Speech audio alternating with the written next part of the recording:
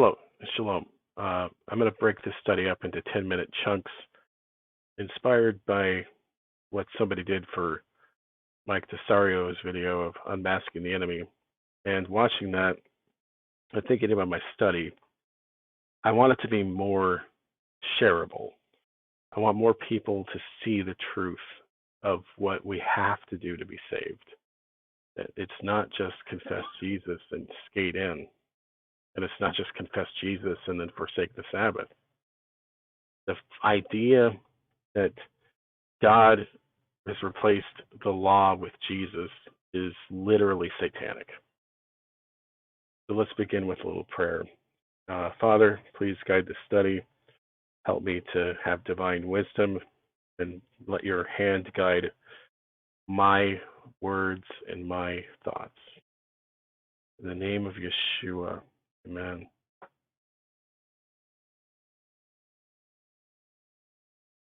All right, so let's respond to some questions about who Paul is, why it's so important to reveal him as the enemy within the gates. Not something my words are going to unlock for you. You have to be willing, truly willing, to humble yourself before the Father. You have to be willing to let go of the vain doctrines of men.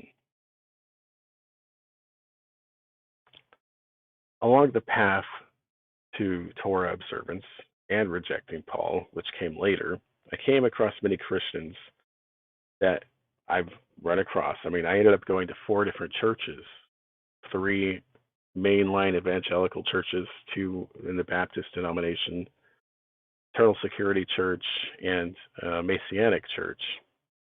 What they all had in common, though, even the Messianic Church that professes to be guiding us with Torah as our tool for sanctification, is that they all believe the doctrines of Paul.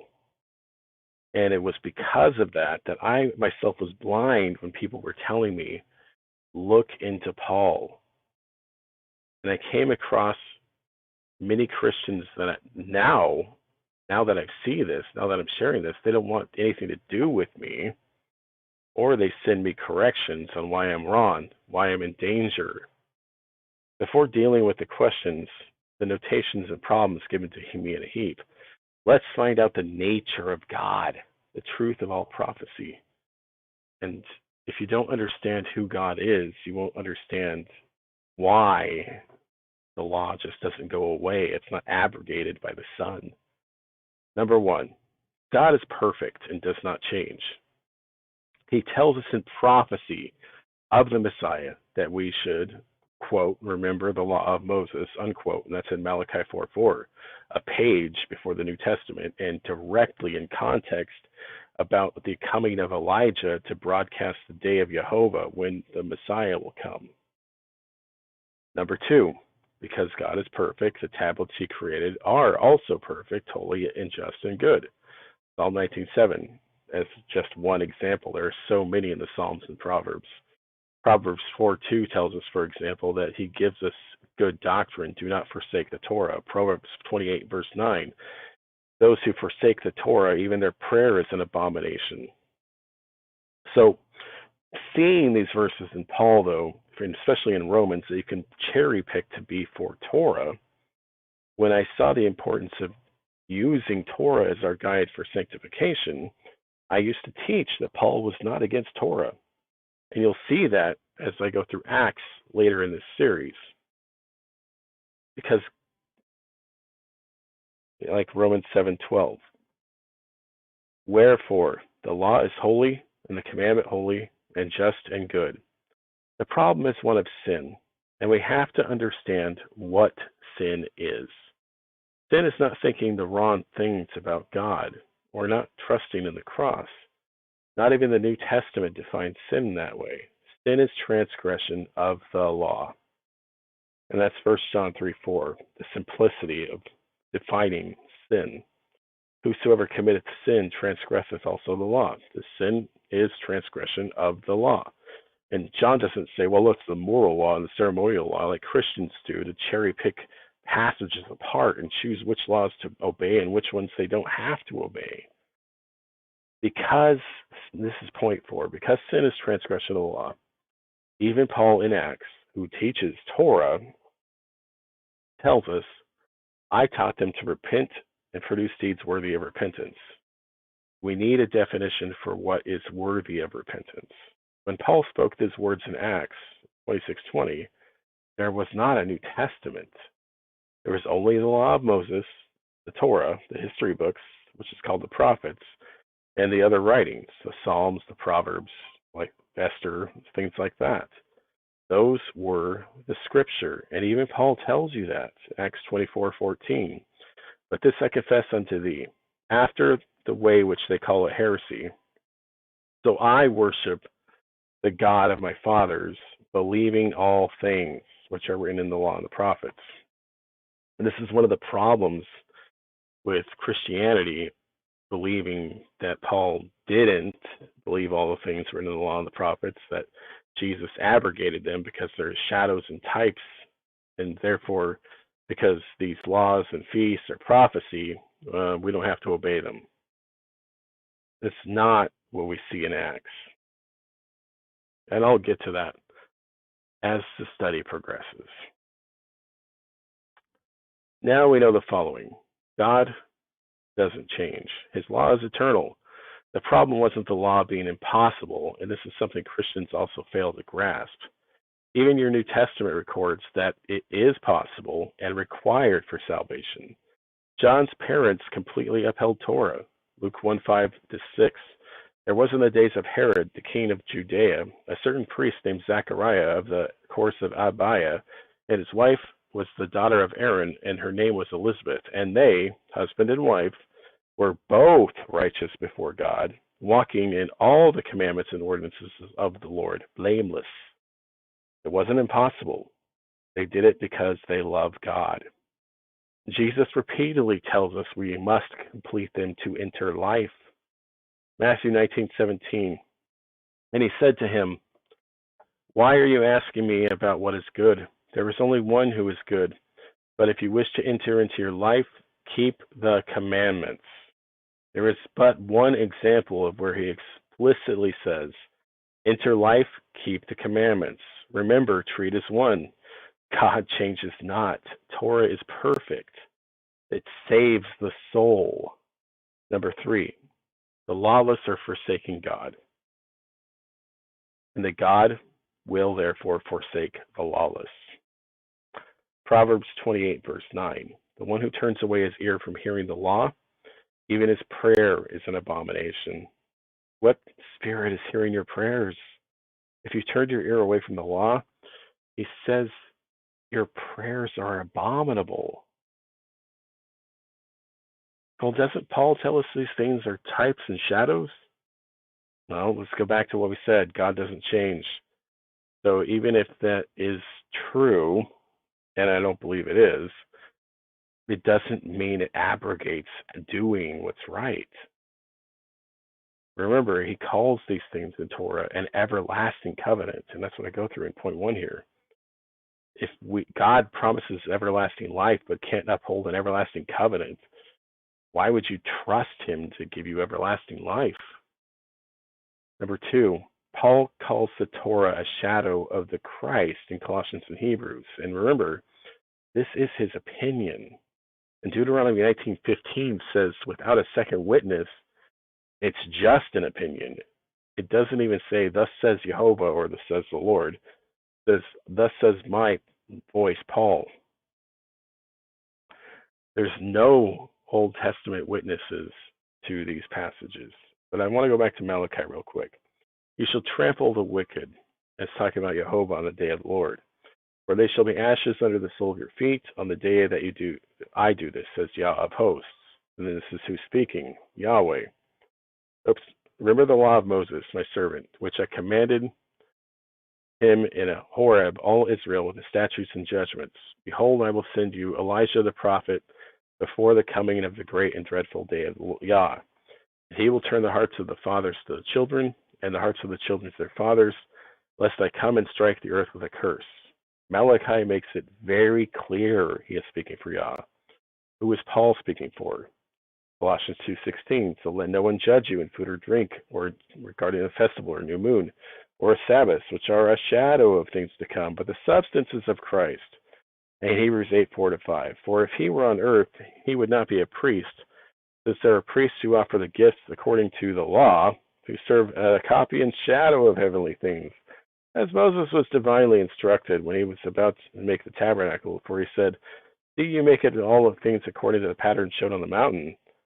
You see the problem? Not only does it contradict the entire Old Testament, this means the words that Jehovah had spoken to Moses, to Samuel, David, Isaiah, Jeremiah, all of these prophets were completely meaningless because of the private interpretation given to Paul. That's crazy. All right, time to start part 2. Let's get in quick to this.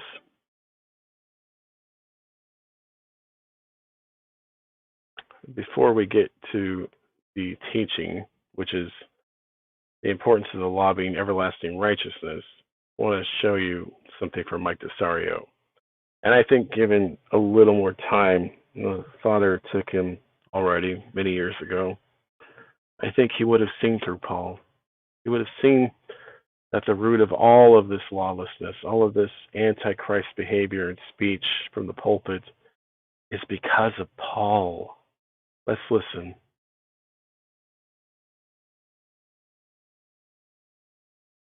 And for the most part, it's going unabated. Nobody's standing against this and offering an alternative.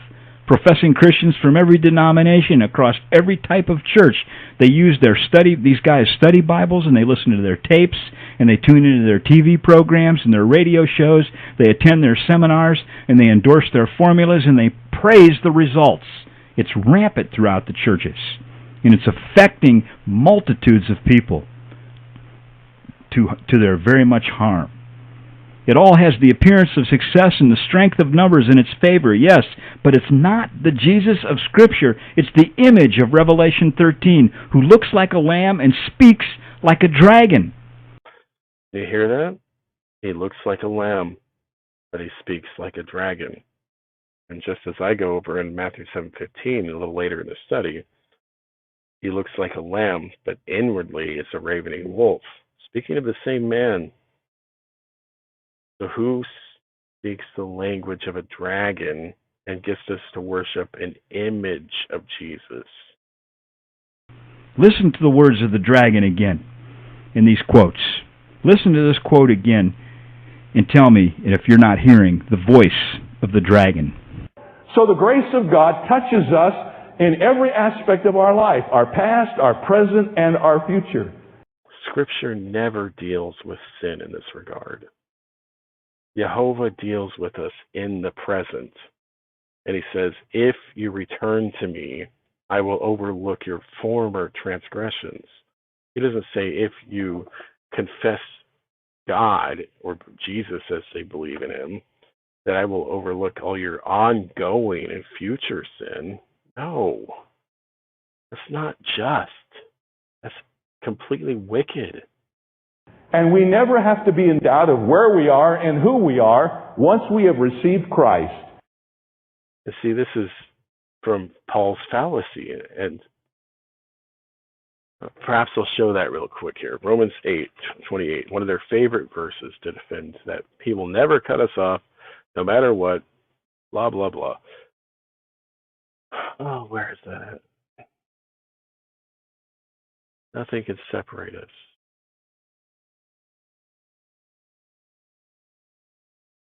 There we go, 8:35. Who shall separate us from the love of Christ? Shall tribulation or distress or persecution or famine? I am persuaded that neither death nor life nor angels nor principalities nor powers nor things to come nor height nor depth nor any other creature shall be able to separate us from the love of God which is in Christ Jesus our Lord. It's a nice sentiment. It truly is, but it's not biblical. Jehovah says if we forsake him, he will forsake us. And For a long time, I ignored the inconsistencies in Paul with passages like this. I would try to get people to see, well, look at what Paul says a little later in Romans 11:19, warning us that I will say the branches were broken off that I might be grafted in. Well, because of unbelief, they were broken off. And thou standest by faith, but be high-minded, but fear. For if God spared not the natural branches, take heed lest he spare not thee. And this is from the same man that said that nothing can separate us from the love of God, is now saying that God will not spare us if we, therefore, the goodness and severity of God in them which fell, severity, but toward thee goodness, if thou continue in his goodness, otherwise thou shalt be cut off. But wait a minute, Paul, didn't you just say nothing will separate us from the love of God? And see, this is why Paul is so dangerous. He has a forked tongue. And this is what I'm trying to reveal to so many people so you can enjoy the love of the Father and observing his Torah. Let's go back to the enemy. Jesus, I believe in you. He said, all of your sins, past, present, and future, are thrown into the sea of forgetfulness. But see, the Bible never says that. It doesn't say all your sins, past, present, and future, is thrown into the sea of forgetfulness. Then there is no sin we can commit that will cancel or negate the power of his death. There is no sin you can commit to power or negate his death. Let's see if that's true, even from Scripture they believe in, Hebrews 12. Looking diligently, lest any man fail of the grace of God, lest any root of bitterness springing up trouble you, and thereby many be defiled. Lest there be any fornicator or profane person as Esau, who for one morsel of meat sold his birthright. For you know afterward, when he would have inherited the blessing, he was rejected, for he found no place for repentance, though he sought it carefully with tears. Whether you sin in the past, whether you sin in the present, whether you sin in the future, even just before you die. Even just before you die, if you go commit a gravest sin, you're fine, right? 2 Peter 2:20.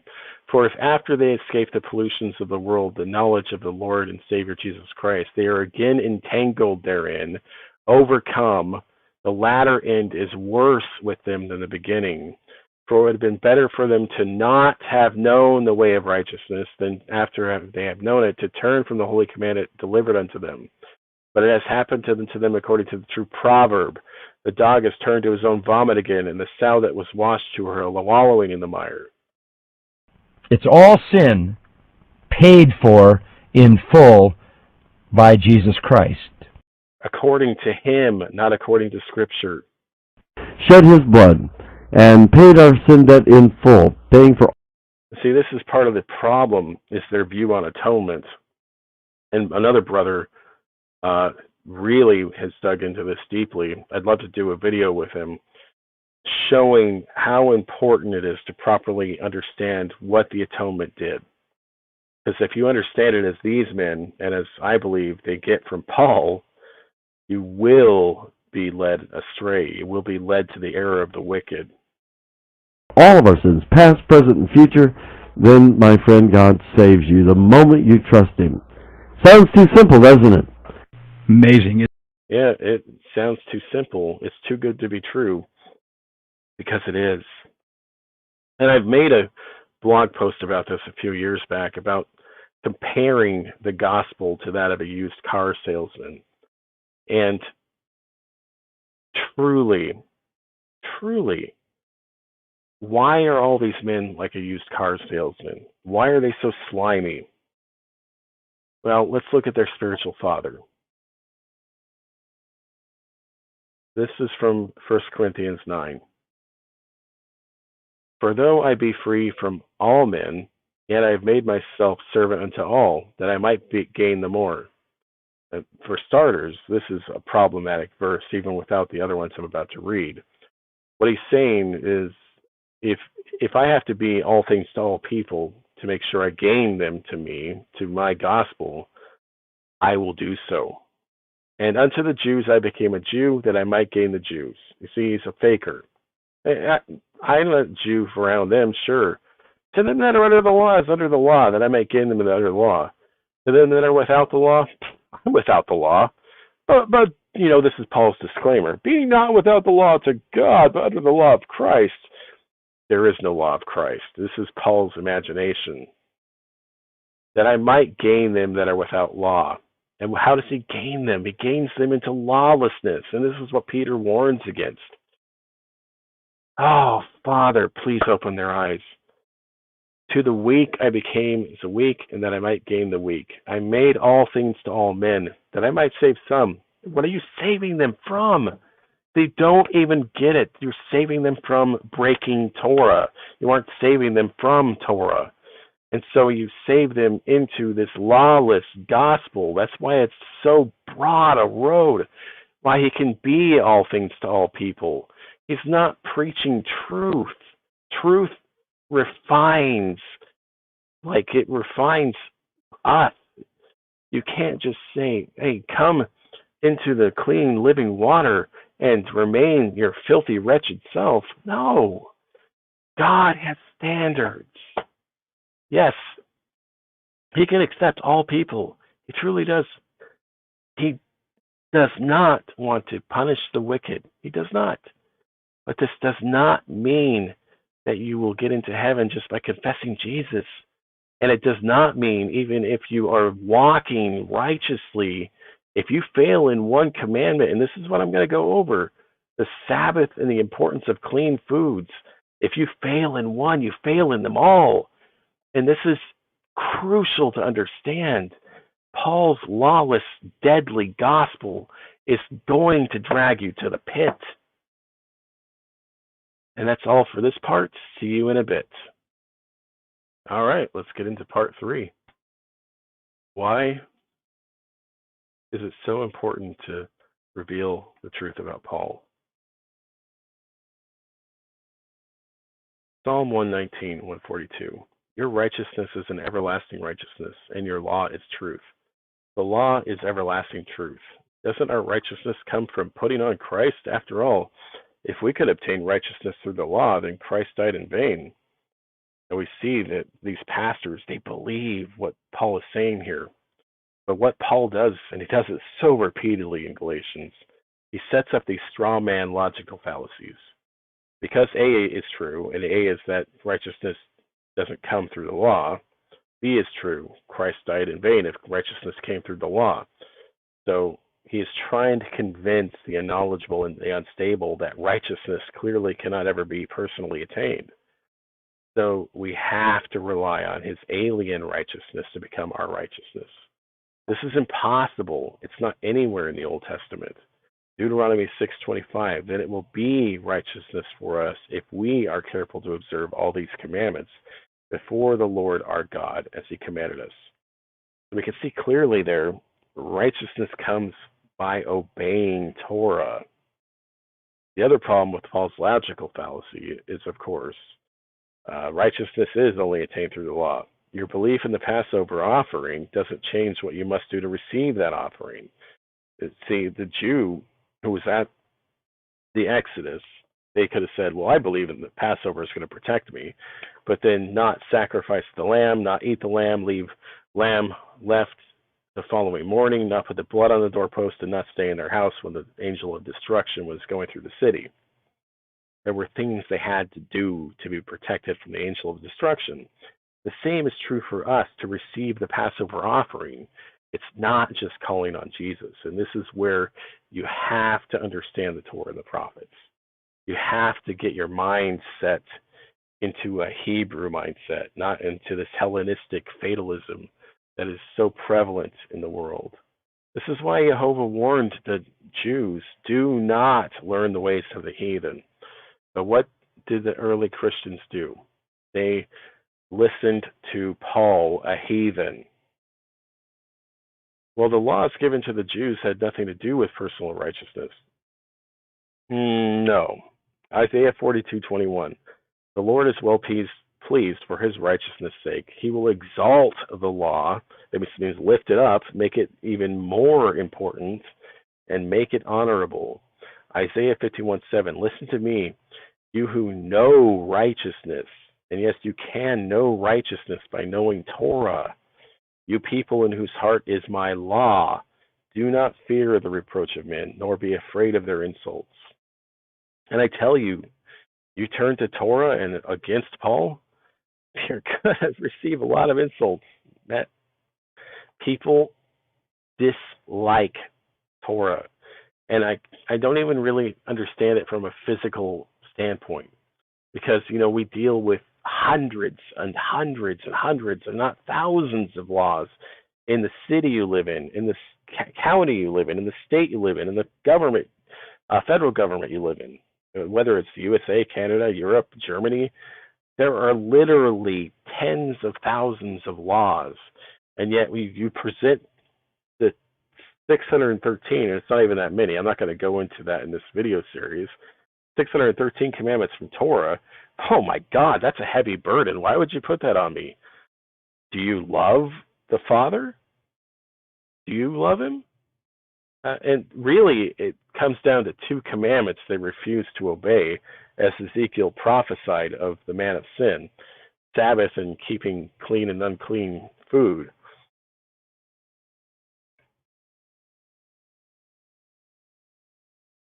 Isaiah 42:21. I want to go over these passages a little more, because it's really important to understand that Yah is well pleased for his righteousness' sake. He will exalt the law and make it honorable. Why would he have to exalt the Torah, the law? Because there are men that debase Torah, make it dishonorable. And this is where we are today. Isaiah 51:7. Listen to me, you who know righteousness, you people in whose heart is my law. You people in whose heart is my law. Don't you want to be his people? Do not fear the reproach of men, nor be afraid of insults. I'm also adding this one to speak on the importance of his law, and he explains how we have light in us from the law. Isaiah 8:20. To the law and to the testimony, if they do not speak according to this word, it is because there is no light in them. Isaiah is one of the most verbose prophets outside of Moses, and he makes it completely clear. Yah never showed him a point in history where the law would be done away with by the coming Messiah. No, he tells us that he will exalt the law, make it honorable. What is something that Paul, a Pharisee, did to the law? He dishonors it repeatedly, like telling you the Sabbath is only a shadow. It denigrates what is holy. And every prophet warns of this. And this is the passage I'm talking about in Ezekiel 22, verse 26. Her priests, and it's speaking of Mystery Babylon in the feminine, have violated my law and profaned my holy things. They have not distinguished between the holy and unholy, nor have they made known the difference between the clean and unclean. And they have hidden their eyes from my Sabbaths, so that I am profaned among them. What does the church say they can do? Eat pig, eat bacon, eat shrimp. Those food laws are for the Jews. They're not for Christians. And Sabbath, it's either Sunday or any day I want. Or, Jesus is my rest, bro. You according to Ezekiel, you profane God. You can believe whatever you want about Jesus. You really can. I can't change your mind.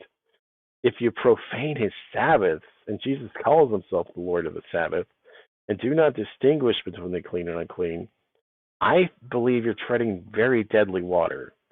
Do the words of Ezekiel no longer apply because Jesus said, I am your rest? I think that's, again, dangerous. You're twisting his words to support defiling and profaning the Sabbath. Let's explain that. I am your rest. Matthew 11:28.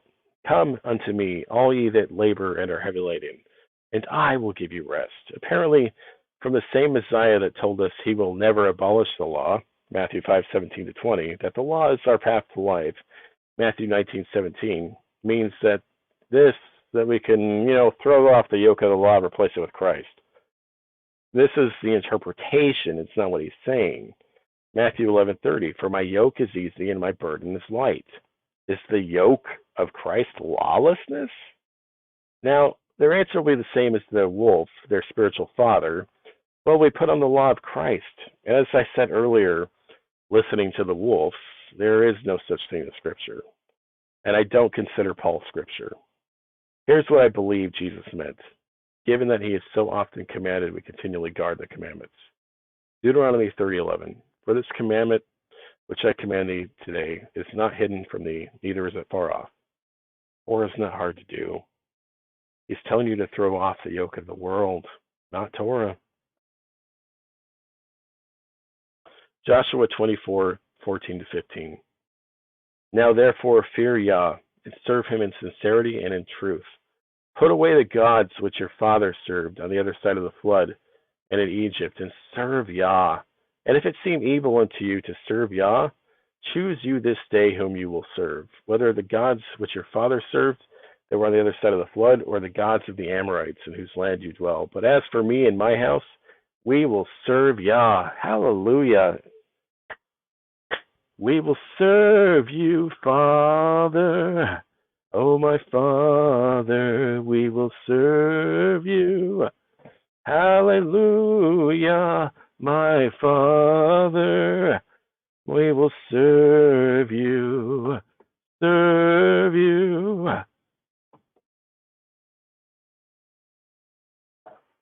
How do I know my purpose in life? And we're out of time, so we're going to have to get to that in the next session. All right, welcome back. Going to get to the next part. Part 4.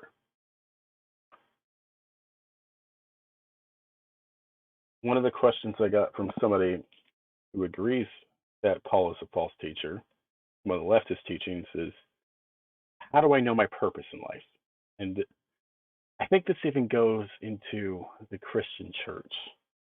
When I was in a small group in a mega church, one of which I have a video of, Eastridge, up in Issaquah, Washington, where they teach prosperity gospel, one of the people in the small group said, I want to know how to apply the Bible to my life.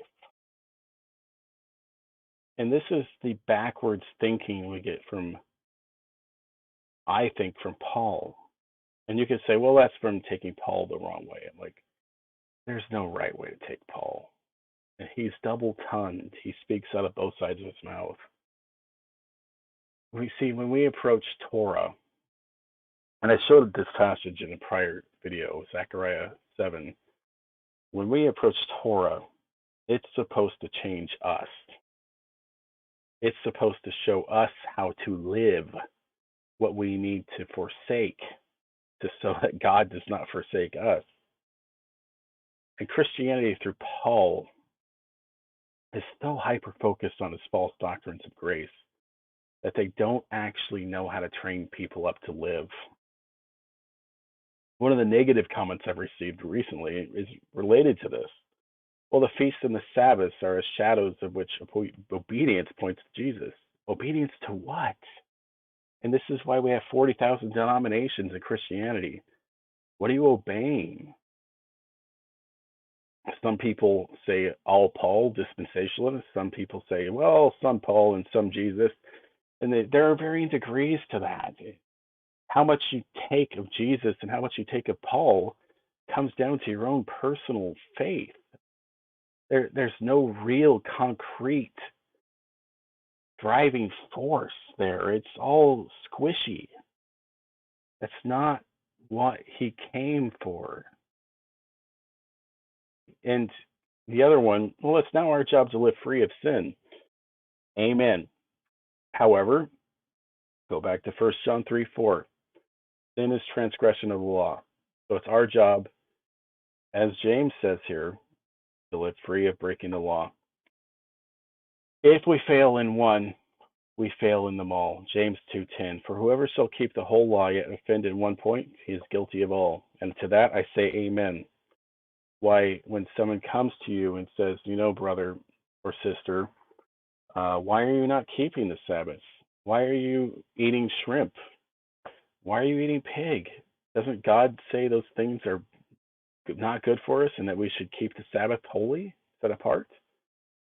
And you say, well, brother Morris, the Sabbath doesn't apply to me because the Catholics changed it to Sunday and I do that day. Or, well, brother Morris, the Sabbath is in Jesus. It was a shadow of things to come. Prophecy pointed to these things. I don't know why you're putting the yoke of the law back on me, you Judaizer. Like, if you fail to keep the Sabbath, you're guilty of violating the whole law. This is what James is saying. Read the context. And let's go back to the prior chapter. Remember, there weren't chapters and verses when James wrote this. Now let's bring it all together. What is your purpose in life? James 1:21 to 27. Therefore, lay aside all filthiness and overflow of wickedness. What defines these things? What's wickedness? What's filthiness? And remember what Ezekiel warns, that the unclean prophets will no longer discern what's filthy, what's wicked, and receive with meekness the implanted word. Now they'll say, well, this is just receiving Jesus into your heart. It's more than that. It's because the word spoken throughout the Torah and the prophets refers to the law of Moses. And Yeshua being the living law, and even many Christians recognize this, if you're implanting that word, it means you mimic our master, Yeshua. That is able to save your souls. And this is the same thing Psalm 19:7 says. But be doers of the word, and not hearers only, deceiving yourself. For if anyone is a hearer of the word and not a doer, he is like a man observing his natural face in a mirror, for he observes himself, goes away, and immediately forgets what kind of man he was. But he who looks into the perfect law of liberty, that's Psalm 119:42 to 44, and continues in it, and is not a forgetful hearer, but a doer of the work, this one shall be blessed in what he does. If anyone among you think he is religious and does not bridle his tongue, but deceives his own heart, this one's religion is useless. And this is what I was saying in James 2:10. He was being serious. He's not saying, well, you're going to stumble in a point of the law, so you know what? Grace be with you. No, he's saying, be careful. Do not be deceived. If you fail with your tongue, you have sinned. You have fallen from Torah, and you are in danger. This is what he's saying to us. Pure and undefiled religion before God the Father is this, to visit orphans and widows in their trouble. This is the same message we see throughout the Torah and the prophets. When we return to doing what's right, like Isaiah says in chapter 1, verse 16 to 20, return to me, and I will make your sins that are like scarlet as white as snow, but you will turn from your wickedness and learn to do what is right. In fact, I want to read that to show just how similar what James is saying to what Isaiah says is the gospel.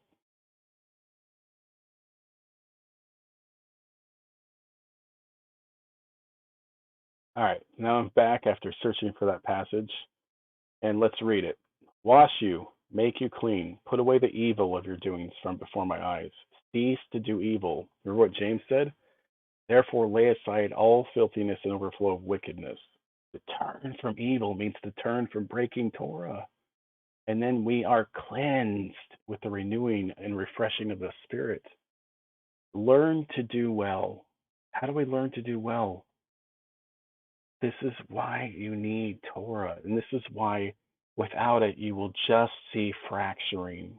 You will just see man's opinions come in, telling you how to live. Seek judgment. Relieve the oppressed. Judge the fatherless and plead for the widow. See the orphans and the widows. James is not telling you something new. And this is why also the doctrine of having two witnesses, at least, for anything is so important. To know witness is a private interpretation. God doesn't want any one man to have that sort of power. Let us reason. Come now and let us reason together. Saith Jehovah, though your sins be like scarlet, they shall be white as snow. Though they be red like crimson, they shall be wool. If you be willing and obedient, you shall eat the good of the land. And this is another thing I think Christianity misses, is that the promise of the new covenant is directly related to the land and to Israel. They've replaced these promises with things that are completely vain and empty words. And they say, well, I am Israel, but they forsake Torah. It's a hot mess. And I really hope that there are those of you that hear this message with an open heart and turn back to Jehovah. But if ye refuse and rebel, ye shall be devoured with the sword, for the mouth of the Lord has spoken it. You see, remember Paul in Romans 8:38, when in one of his double-minded moments said that I believe nothing can separate you from the love of God. Whereas God told Isaiah, if we refuse and rebel, we'll be devoured by the sword. Paul isn't preaching the same gospel, the same message. And for years and years, I tried to fit the truth in with Paul's words, but he is a test. Question is, what will we do with that test?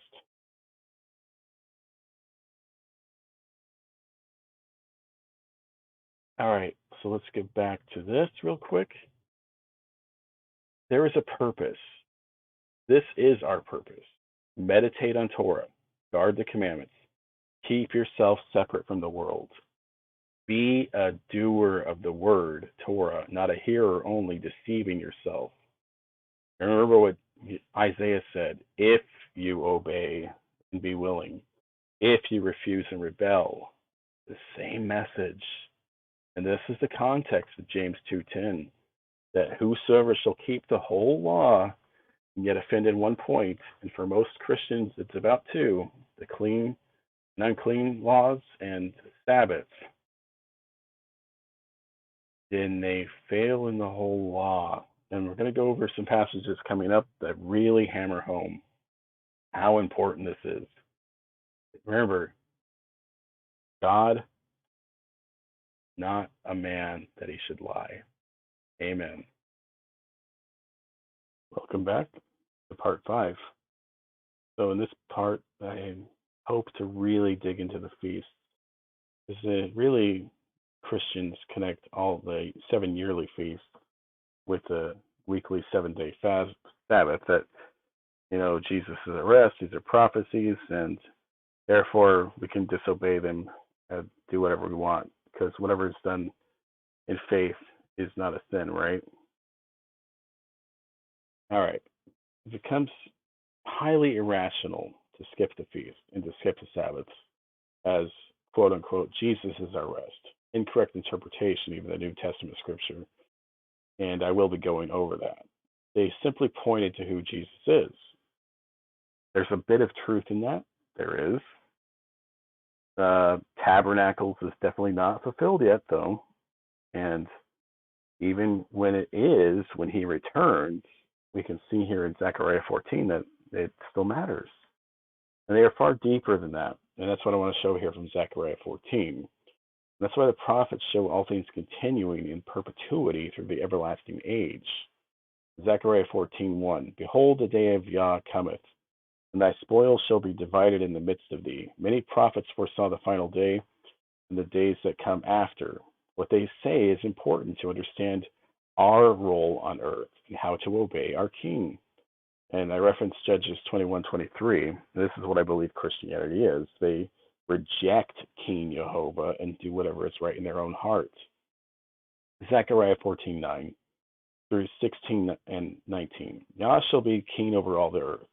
In that day there shall be one Yah, and we know this has not happened yet because he's not right now king over all the earth. This is the second coming. In that day there shall be one Yah, and his name one. And it shall come to pass that everyone that is left of all the nations which come against Jerusalem shall come, even go up from year to year, to worship the King, Yah of hosts, and to keep the Feast of Tabernacles. See, that they weren't skipping the feasts in the millennial reign. So why would you think it's okay to skip them now? And it shall be that whoso will not come up of all the families of earth go unto Jerusalem to worship the King, Yah of hosts, even upon them shall be no rain. And if the family of Egypt not go up, and come not, that have no rain, there shall be a plague therewith. Yah will smite the heathen that come not up to keep the Feast of Tabernacles. And this is a warning I want you Gentile Christians to take to heart. He will smite the heathen that come not up to the Feast of Tabernacles.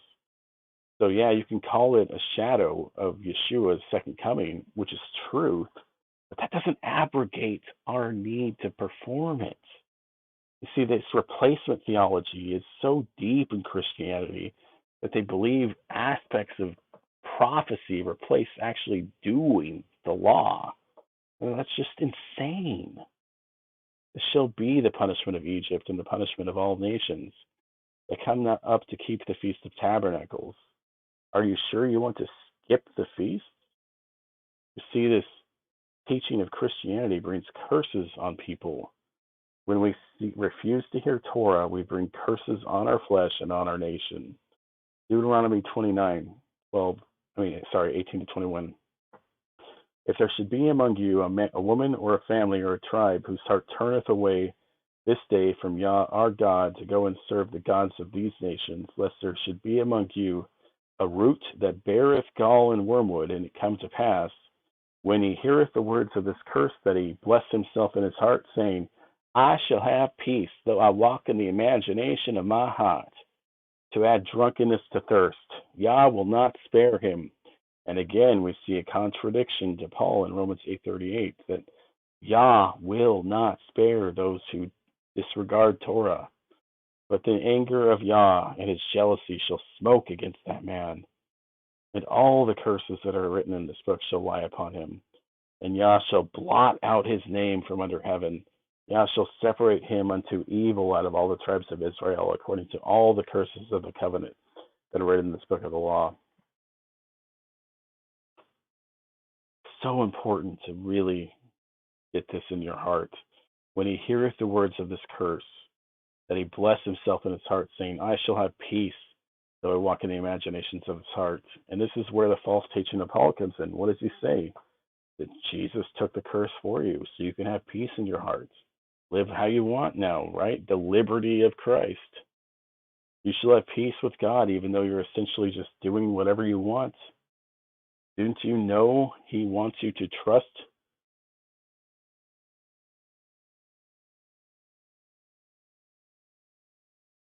and to obey all things? Say a person follows the Ten Commandments, and this is another question, but fails to, and he never physically, say a person follows the Ten Commandments and he never physically commits adultery, but he still lusts after another woman. According to Yeshua, he still goes to hell. According to Matthew 5, that's true. And he says that it's better to cut your hand off and to pluck your eye out. However, is it true that he was obeying the Ten Commandments of Torah if he had lust in his heart? I say no. And he didn't actually obey the commands. And this goes back to James 2:10. Lust in your heart is failing in the Torah. It means you fail in the whole thing. Exodus 20:17. You shall not covet your neighbor's house. You shall not covet your neighbor's wife, nor his male servant, nor his female servant, nor his ox, nor his donkey, nor anything that is your neighbor's. Leviticus 19:18. You shall not take vengeance, nor bear any grudge against the children of your people, but you shall love your neighbor as yourself. I am Yah. Just two. There are many others. The second greatest sums it up, however. If you are lusting in your heart for your neighbor's wife, you don't love your neighbor as yourself. You have broken the 10th commandment as well, lusting for something that belongs to your neighbor. Yeshua, Jesus, did not add to or take away from Torah. He repeatedly tells us this is our path of life. Matthew 19:17. So he said to him, why do you call me good? No one is good but one, that is God. But if you want to enter life, keep the commandments. And Matthew 15:3. He answered and said to them, why do you transgress the commandment of God because of your tradition? And I ask this to you Christians that believe you can transgress the commandments of God, and you don't credit tradition, even though that's what it is. You credit these doctrines of men that are pulled out of Paul and twisted into your own vain imagination. Nowhere outside of Paul will you find these words you twist to support transgressing the commandment of God because of your traditions. That goes for Catholicism, Mormonism, Protestantism, any of it. Even Seventh-day Adventists that keep the Sabbath, they fail in a lot of these points because they believe the Ten Commandments are all that matter. Remember, he says, not a jot or tittle from the whole of Torah will be done away with. Maybe we never physically murder anyone, but Yeshua says hatred towards our brother makes us guilty of murder and we still go to hell. Again, if he murdered someone in his heart, did he truly follow the commandments? Deuteronomy 32:35, vengeance is mine, and recompense. Their foot shall slip in due time, for the day of their calamity is at hand, and the thing to come hasten upon them. Leviticus 19:18, you shall not take vengeance, nor bear any grudge against the children of your people, but you shall love your neighbor as yourself. I am Jehovah. For there is nothing new under the sun. These are not new commandments. And the translation of John doesn't help people understand this, that I give you a new commandment. It's not a new commandment to love your neighbor as yourself.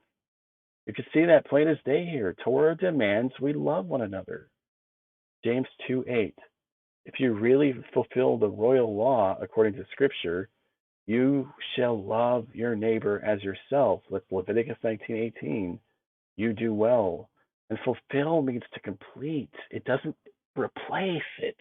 This is where Christianity is so confused. Well, I love my neighbor, therefore I'm doing Torah. No, he's saying if you love your neighbor and you are living it out, then you're completing, doing what's right in Torah. If you truly are performing the Torah command of loving your neighbor as yourself, it means you will complete, do, as James said in the first chapter, all of the commandments related to loving your neighbor as yourself. There's nothing in Torah that is against mankind. These are benevolent commands from our Creator, how to love Yah, how to love ourselves, and how to love others. Absolutely nothing in Torah is against us. This is Christian teaching.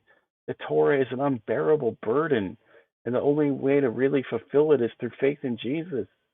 David fulfilled it without faith in Jesus, as did Zechariah and his wife. Luke 1:6, and they were both righteous before God, walking in all the commandments and ordinances of the Lord, blameless. And you will say, it's impossible to be blameless. That here is two people, two imperfect human beings, that Jehovah said, they are blameless in my eyes. I tell you the truth. You have to listen with your heart, not with your mind. You see, Jehovah revealed a verse to me that really unmasks why people can read Paul and read the rest of the Bible and not see the blatant contradictions. Why, Father, is this so pervasive? Why did you provide such a test for our mind where so many people fail?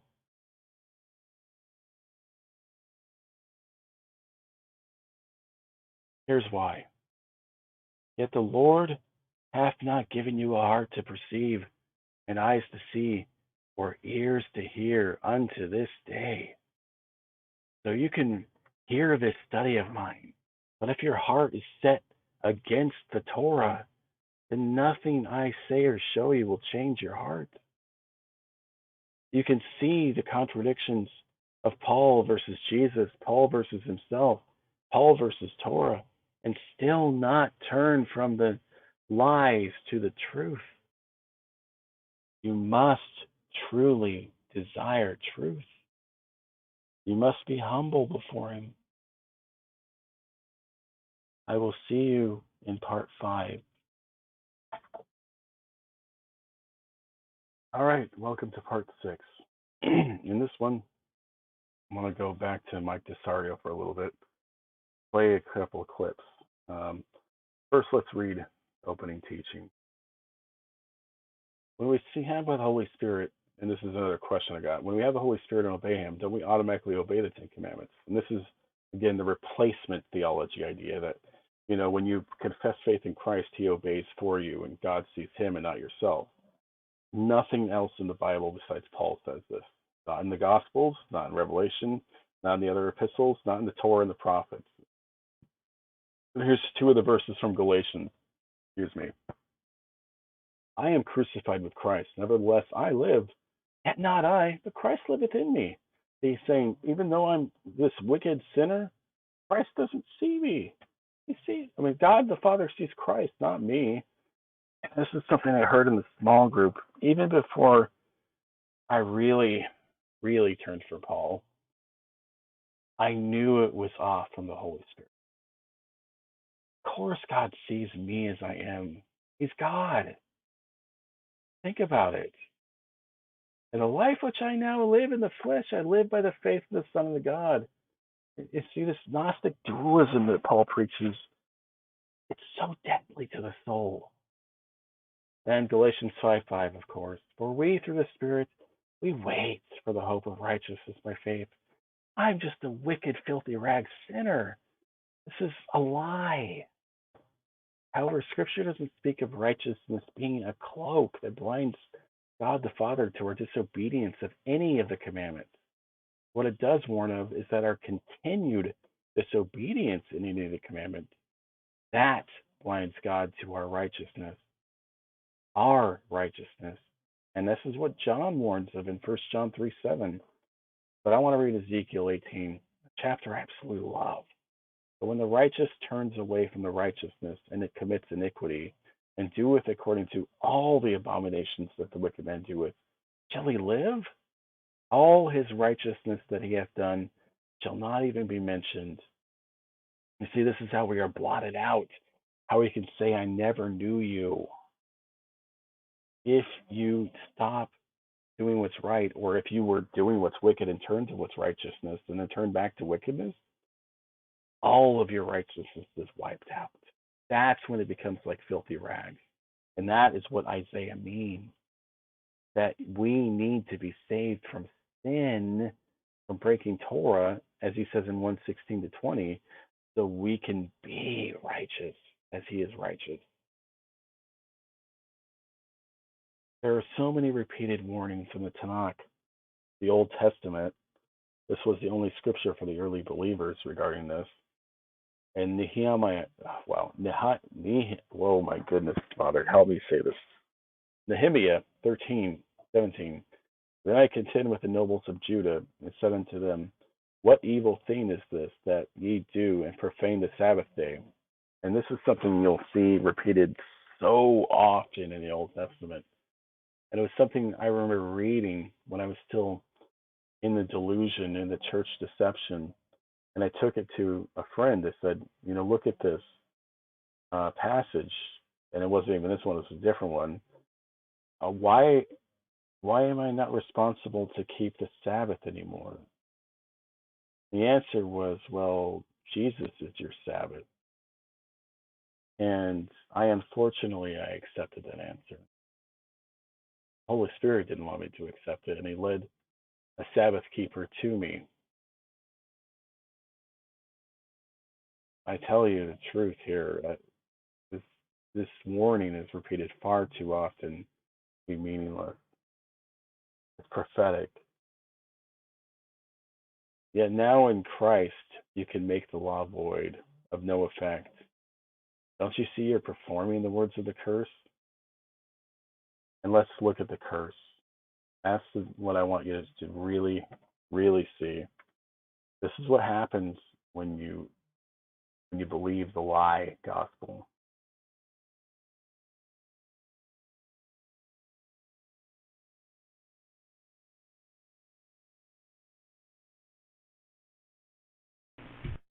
Hear me now carefully. When the Bible says we all suffer from total depravity, it absolutely does not mean that we are all as bad as we could be.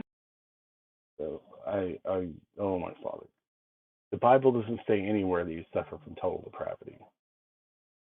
And I know where he's pulling that from in Romans 7. Or as bad as others?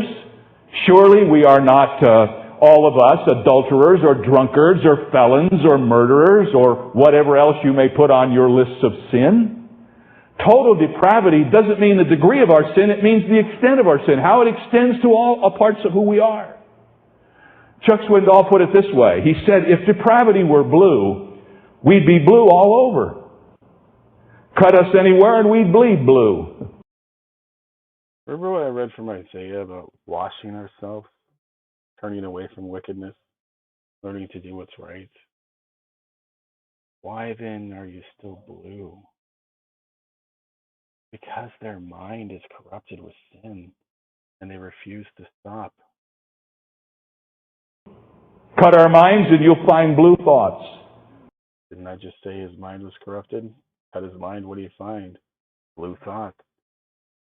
Cut our vision and there are blue images full of greed and lust. He's just admitting his eyes cannot cease from lust. That's an interesting admission from a man who's supposed to be your spiritual teacher.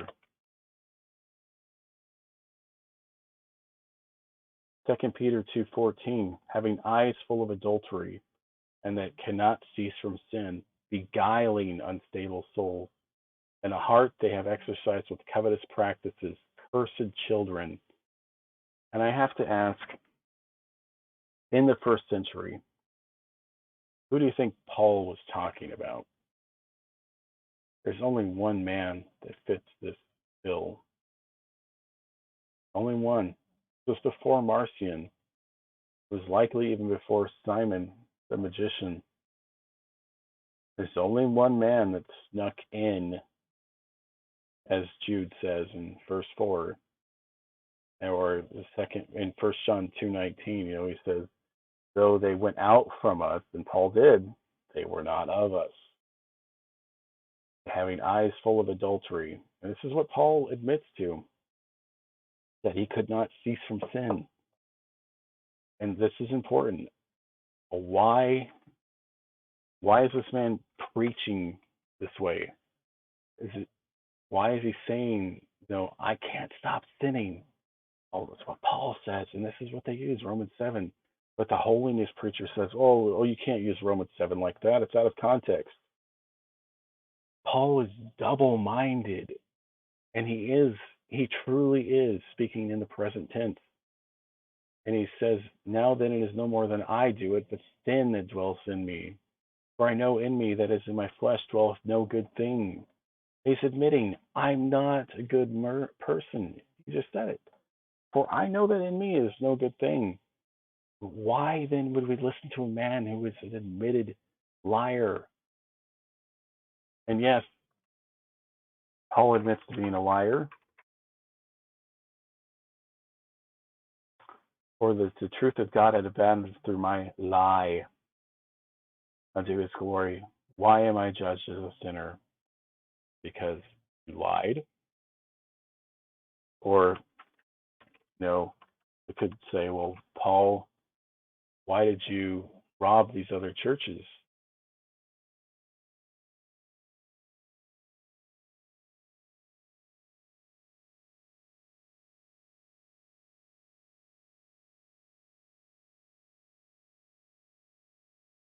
Second Corinthians 11:8. I robbed the other churches, taking wages of them to do you service. Excuse me, Paul? You robbed them?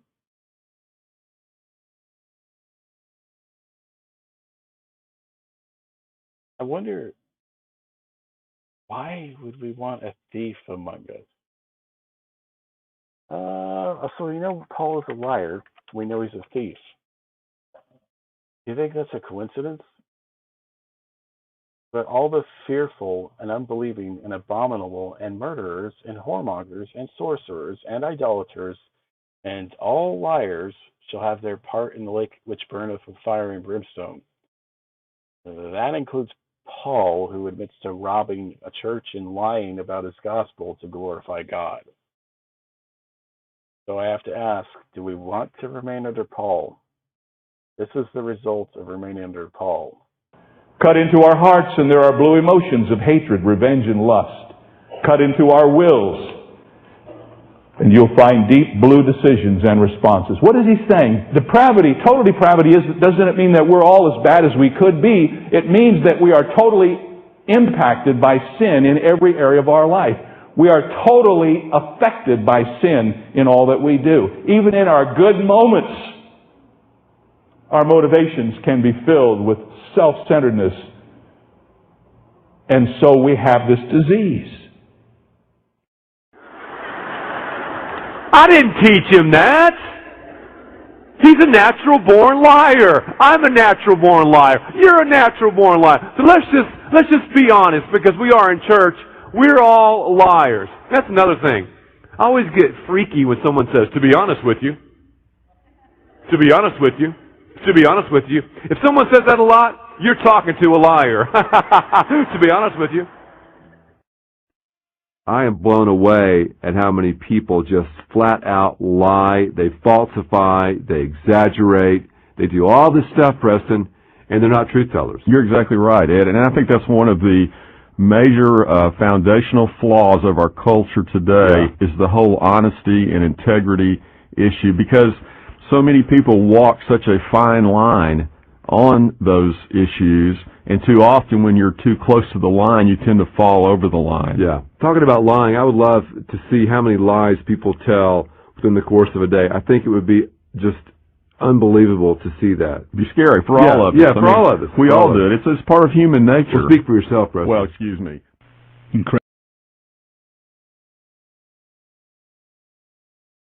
Welcome to part 7.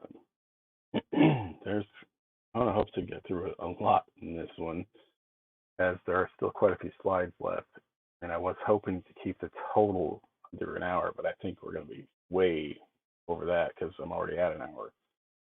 All right, let's continue. Paul says, Colossians 2:23, that these things seem wise because they require strong devotion, pious self-denial, severe bodily discipline, but they provide no help in conquering a person's evil desires. And their point here is that if you follow Torah, it doesn't actually help you conquer sin. It's not what we see in the Old Testament. How did David conquer sin? Well, he tells us in Psalm 51, he knew right from wrong from Torah, and it was his rejection of Torah that made him forget to fear Jehovah, to do what's wrong. Or how about Joseph? Why did Joseph avoid adultery? Because he knew it was wrong. He knew the law, even before it was given at Sinai, and knew that adultery was wrong. You see, Christianity believes that knowing the law is pious self-denial and severe bodily discipline. Yeah, these things are not good. I agree. But Torah is not those things. And this is why I reject Paul, because of the confusion he causes. Torah keepers believe the context of this as follows. And I used to teach this, Colossians 2:8. Beware lest any man spoil you through philosophy and vain deceit, after the tradition of men, after the rudiments of the world, and not after Christ. And for a while, when I tried to coalesce the Torah and Paul, I taught the same thing. How could Paul be warning us here that traditions of men are Torah, that they're the same thing? It's clearly they're not, right? Well, unfortunately, the deeper I dug into Paul and letting the Holy Spirit change my heart, Paul is going against Jehovah and his Torah.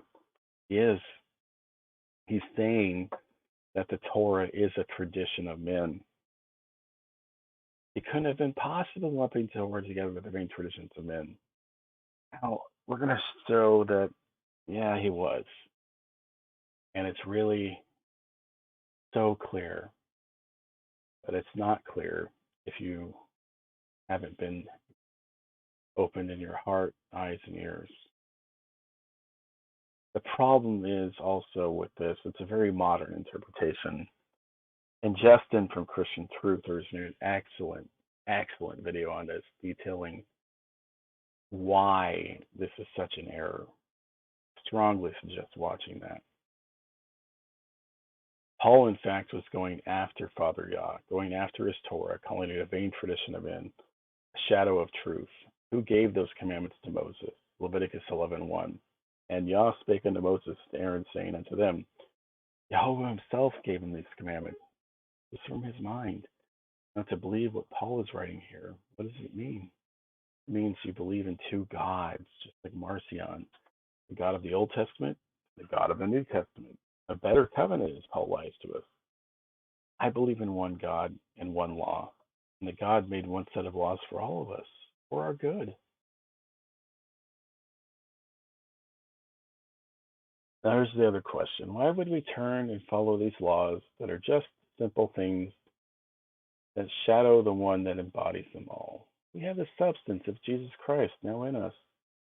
I kind of went over this before, but I want to touch on it a bit more, really show some damning passages of Paul. Yes, just like your spiritual father, you believe the Son of God can actually reside in our non-resurrected bodies. And Scripture doesn't show that. This is replacement theology of sorts. 1 Corinthians 4:15 to 16. For though you have 10,000 instructors in Christ, yet you have not many fathers, and for Christ Jesus I have begotten you. So he's saying, I'm your father through the gospel. Wherefore I beseech you, follow me, be followers of me. Can you imagine if you walked into a church and the pastor, the head of the church said, I have begotten you through this gospel. Be a follower of me. I would hope even Christians that accept and follow Paul, you would turn away from that. But I don't know from what I've seen in the churches. I really don't. The spirit of Antichrist is present in Paul. This is what Revelation calls the doctrines of Nicolaitanism. That's why Yeshua says, call no man father. But the spirit of Antichrist is there, and accepting his lawless dogma is making him your spiritual father, your rock, your cornerstone, and your master builder. That's in Greek, that's architect. This is what the Masons call themselves, their God. Isn't that interesting that what the Masons call their God, their grand architect, Paul calls himself? 1 Corinthians 3:10, according to the grace of God which is given unto me as a wise master builder or architect, I have laid the foundation, and another buildeth thereon. But let every man take heed how he buildeth thereon. You're taking advice from Paul. He's not saying, thus says Jehovah, and he's calling himself our architect, for God's sake. Our architect. The Greek word here is architect. Yes, the same word the Masons use for their God. Christians are not building upon the words of Messiah, but the words of Paul. And that's why these words are death. You disregard the warnings in Torah and the prophets about Paul. And you throw out all the warnings of the prophets to listen to their false prophets. Deuteronomy 13 is so important there. And we'll go into that a little later. Malachi 4:4. I want to read this again. Remember ye the law of Moses, my servant. The law is your foundation, and our architect, if you want, and I hate that term, is Father God, Jehovah. I really don't like calling him the grand architect because the Masons use that term. Call him Father. Intimacy is what he desires. He wants relationship. And when you turn from Torah, you're turning from relationship. And I really think this is part of the poison, and I went over this in a prior study, wormwood, if you will, from Paul, that you don't even see the importance of the weekly feast or the importance of the 7 called out assemblies to gather and worship him, to praise him, Because we get so busy and caught up with life. How do we know we need to rest on the seventh day? Because we are people that love to work. We love to be busy. And we love to be self fulfilled. But he wants us to focus on him, to rest in him. But how do you do that if you're not actually taking a day and making it set apart? And this is why the word said, remember the law of Moses, my servant.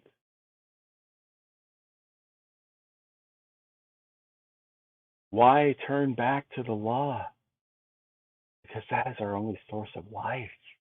And it's not about turning back to the law. The law is not never abrogated. This is false teaching.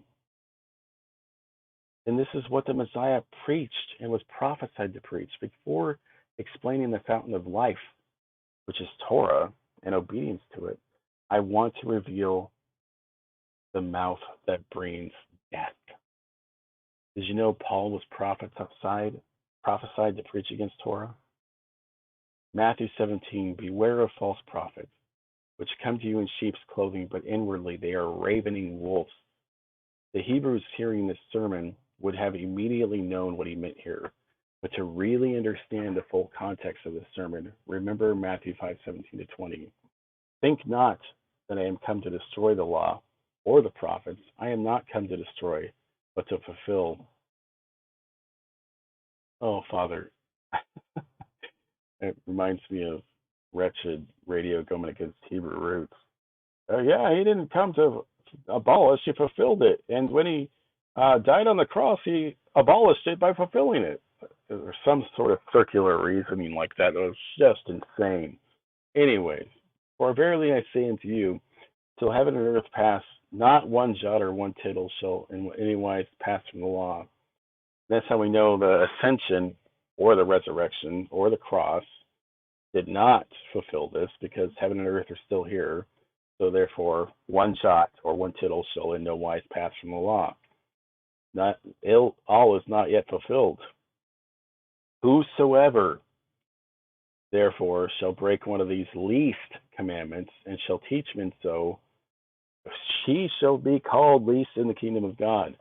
And isn't it interesting that Paulus, a Latin name, means smallest or least, and he teaches men to break the commandments. That's his fruit.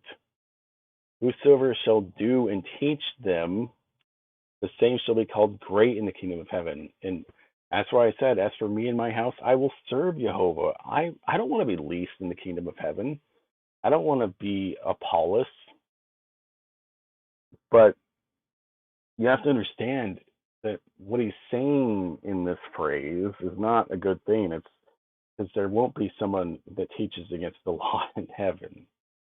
That except your righteousness shall exceed the righteousness of the scribes and the Pharisees, you shall in no case enter into the kingdom of heaven. And just going by this, if you preach against the feasts, the Sabbaths, and what is clean, aka why turn back to the law? Because it was never done away with. And if you do not exceed the righteousness of the Pharisees and by guarding Torah, you won't enter heaven. He's so clear here. In fact, I'm going to read it again. That except your righteousness shall exceed the righteousness of the scribes and the Pharisees, you shall know in case enter the kingdom of heaven. Amen. Hallelujah. If you preach against the feast, the Sabbath, and what is clean, the very best you can accept if you believe the least passage person gets into heaven is that you're the least in the kingdom of heaven. However, that last verse, and that's why I read it twice, it makes it clear that our righteousness, which comes by observing the commandments, is Deuteronomy 6:25, I believe, says, which I read earlier in this study. It must exceed that of the scribes and the Pharisees. That's all for this part. See you in next time. Welcome to part 8. Today, I want to cover real quickly again The idea that he obeyed for you, as we see here at the top. When we have the Holy Spirit and obey him, don't we automatically obey the Ten Commandments? This idea that his righteousness replaces your disobedience. So the logical conclusion of that, and I don't believe many Christians will admit this, is rejecting 2/3 of the Bible. Andy Stanley just openly does it. So listen to what he says.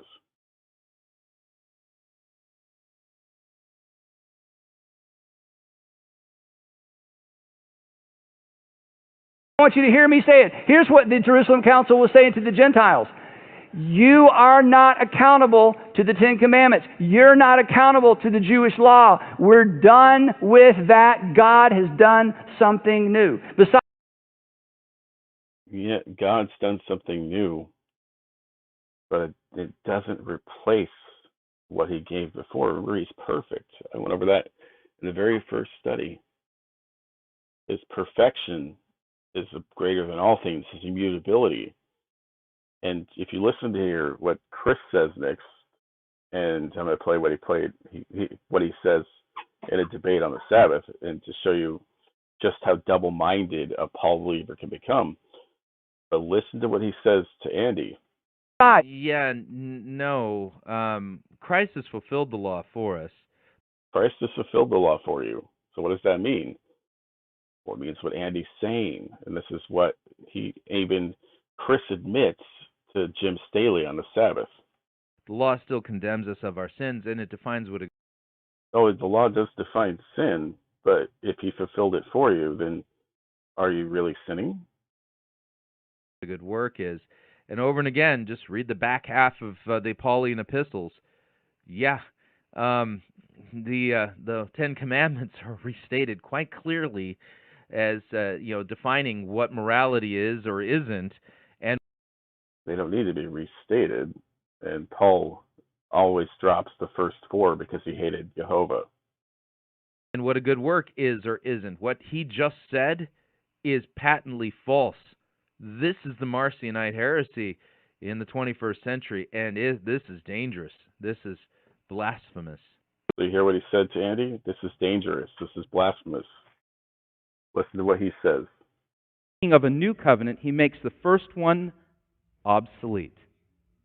The Mosaic covenant, according to Hebrews 8, has been made obsolete by Christ. It's been made obsolete by Christ. So who's really the heretic? Christ. And what is becoming obsolete is growing old and is already ready to vanish away. Ephesians chapter 2, verses 14 through 15 states, "For he himself is our peace, who has made us both one and has broken down in his flesh the dividing wall of hostility by abolishing the law of commandments expressed in ordinances." Ephesians 2:14 makes it clear. You hear that? Abolishing the law. Oh, Chris, I pray your eyes are open.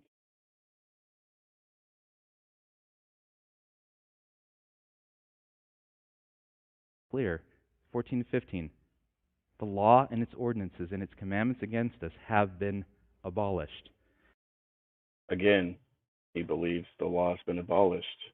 So how is that any different than what Andy says? He would say to them and he would say to you, "Thou shalt not obey the 10 Commandments because those aren't your commandments." That's no different than what Chris is saying here. So Christians are not obligated to keep the Mosaic covenant. There you go. Same exact thing. When Andy said it, he could see it. When he says it in a Sabbath debate, he can't see it. And this is the blindness that Paul causes. Under the new covenant, Christians are not obligated to observe the Passover, circumcise their male children, keep a kosher diet, appear. And I've already gone over some of this, but I will go over a lot of it through this study, that if you believe in Jehovah, you are required to do those things. There's one law for the stranger and one law for the Jew. God has no partiality like that. He has partiality toward those that keep his commandments and show that they love him. appear before Yahweh 3 times a year in the city of Jerusalem, which, by the way, Torah expressly says you must do. It does, and it says that will happen in the millennial reign. So why would he make these things absent right now, where, oh, you don't have to do these things in the interim, but I'll bring them back? Celebrate the new moons of the Sabbaths. Those were all types and shadows. There you go, types and shadows. That means you don't have to do it because, look, the Sabbath points to the eternal rest, so that it's a shadow. I don't need to obey it now. This is completely blasphemous of Jehovah and the power of him creating a day of rest for us. It's not just a shadow. And saying that is so foolish. I'm not calling Chris foolish. I'm calling the idea foolish. That calling God's wonderful mercy of a day of rest foolish, saying, oh, it's a shadow. And this is what the early church did too in their anti-Semitic ways. They said, if you rest on the Sabbath, you shall not eat. And now that Christ has come, the shadows have given way to their rightful substance. And see, there you go. He's the substance of our obedience. So we can just put the shadow aside and ignore Torah. None of the prophets, none of Torah says this. This is all construed from Paul in Christian doctrines of men. There's no evidence for this outside of proof texting Paul, and I do believe it is proof texting him, even though I believe Paul is false. You have to keep the commandments. Late Walter Martin tells a great story about a man. I don't want to play all of this. I want to go to Jim's response real quick.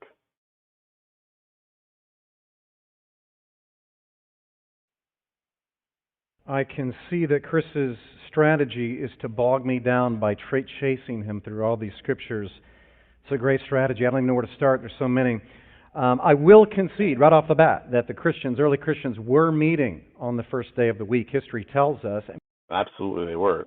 And that's not evidence that they were right.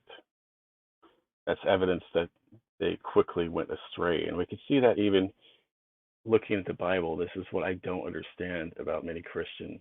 You look at, as soon as the Hebrews were freed from Egypt, what did they do? I wish I was back in Egypt with my pot full of meat. This is our nature. We don't struggle. And we even know the evolution of how it happened. But because they were meeting on the first day of the week, ladies and gentlemen, there's other passages say they were meeting every day. And so they were meeting every time they got together. They were to remember the Lord's Supper and to convene and remember the death, burial, and resurrection of the Messiah. But meeting on the first day does not obliterate a commandment, no more than. And by the way, let me just bring this up. If my opponent is correct, and the law has been done away with, and if we want to make this debate over that issue, and I understand it's ancillary and part of it, that's absolutely fine. But the mistake that he is making is that the Ten Commandments are connected to the law of God. Matter of fact, so much so that if my opponent is correct and the law of God is completely obliterated and done away with, ladies and gentlemen, we can commit adultery. See, Jim gets the logical conclusion, and that's why I was showing Chris against Andy, and then when Chris went against Jim on an issue where he has rebellion in his heart, the Sabbath, he sounds just like Andy Stanley. And this is what I've heard from many other Christians I used to walk with. When I told them, I see Jehovah, God Almighty, saying, keep my commandments. And they say, well, that was just for Israel. And then they say, well, now that we're in the faith in Jesus, that makes us of Israel. And Jim even catches Chris saying this too, this double-minded speak.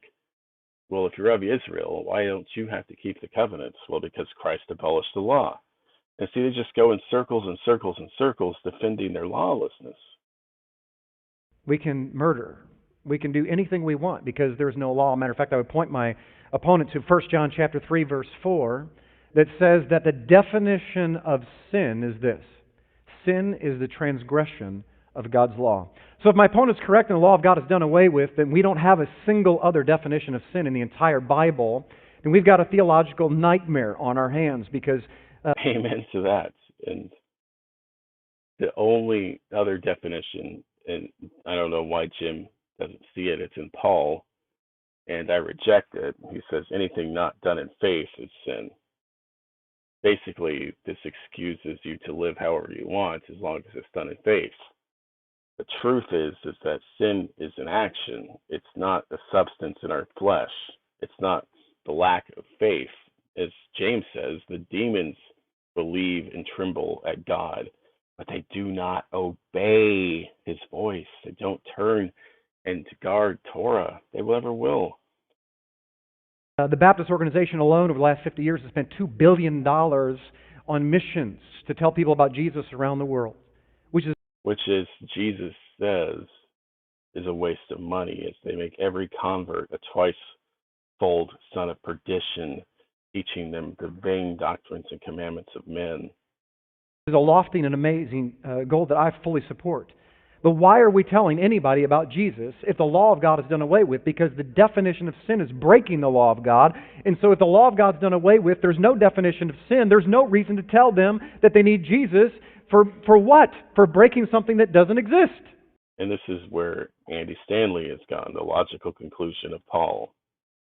I pray that Jim opens his eyes as well, that sees the truth. If you're in ministry, it's a very hard chain to break, because you will be cast out. You will be an outsider for speaking against the devil's advocate in Scripture. That's all I've got for now. See you later. All right, let's get back to the study. We're going to go to Matthew 7. We were talking about the Sermon on the Mount, particularly Matthew 7:15, when he says that a false prophet is inwardly a ravening wolf. We know this sermon didn't just constitute chapter 7, and chapters and verses were added later, and it's a doctrine and commandment of men that helps cause confusion and diversion away from the truth. It starts with Yeshua explaining the law and the prophets and how to live them, and I showed that in the last episode. He then gives us 3 warnings about the path of life. The middle warning includes the warning about our wolf, Benjamin. Then he talks about fruit. The deception of Paul makes people overlook the clarity of this passage and believe fruit is the fruit of the Spirit, as Paul preached. But it's not. It's all related to Torah. Matthew 7:17-20. Even so, every good tree bringeth forth good fruit, but a corrupt tree bringeth forth evil fruit. A good tree cannot bring forth evil fruit, neither can a corrupt tree bring forth good fruit. Every tree that bringeth forth not good fruit is hewn down, cast into the fire. Wherefore by their fruits you shall know them. And this is why, if someone is preaching against the Torah, that is bad fruit. Important distinction. It's impossible also for this to be Paul's fruit of the Spirit, quote unquote, as taught by Paul, as all of those things can be produced by lawless people. What does Messiah tell us? A good tree cannot produce bad fruit, and a bad tree cannot produce good fruit. Proverbs 11:30-31. The fruit of the righteous, and we know righteousness, as Deuteronomy 6:25 says, comes from keeping the commandments, is a tree of life. He that winneth souls is wise. Behold, the righteous shall be recompensed in the earth, but much more the wicked and the sinner. Revelation 22:14. Blessed are they that do his commandments, and these are commandments that do not change. It's not new commandments. That they may have the right to the tree of life, and may enter in through the gates into the city. The way the church interprets the last passage is that Messiah changed Torah. They talk about the ceremonial law, the moral law, and as we heard in the last video from Chris and Andy, the 10 Commandments are for Israel, not for Gentiles. So we don't have to do them. And even Jim noted that this is pretty much what Chris was saying. And it's pretty much what I've heard from Christians, unfortunately, as well. The 10 Commandments don't mean anything to Christians anymore. And this is a very modern interpretation of Scripture from the Protestants. I was watching Cecil B. DeMille's 10 Commandments, which was made in the 1920s, the original one, and it shows this mother striving to keep the Sabbath. Yes, on the wrong day, but she was striving to keep it because she believed all of the 10 Commandments still mattered today. If you look at why the Catholic Church changed it to Sunday, it does go back to the first century. There were competing ideas. Some believed they should keep the feast and the Sabbath as laid out in the Torah and the Tanakh. But others believed in these new man-made traditions, and these are what won, that they should come together on the first day of the week. This is what Justin Martyr said, and he used Paul to defend this idea. Justin Martyr was very anti-Semitic. The way the church interprets the last passage is that Messiah changed Torah. This is because of the wolf, Paul. If Messiah abrogated, changed, or disobeyed any of Torah, it's impossible for him to be without sin. And this is the point Jim was making in the last video I uploaded. 1 John 3:4 defines sin. Whosoever commits sin transgresses the law, for sin is the transgression of the law. So if Messiah tells you, no, the law is abrogated by faith, he's telling you that you can sin against the law and God won't see it. So how can we know them by their fruits? Do they teach for Torah? Do they follow the Father's will, obey and guard, meditate on it day and night? Or do they teach as these things are a shadow or bondage and for the Jews and not Christians? This is the fruit of lawlessness.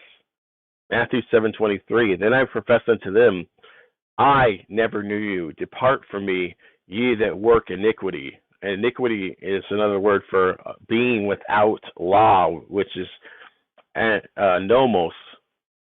And nomos is what they translated the Torah, the instructions, the doctrines of God to.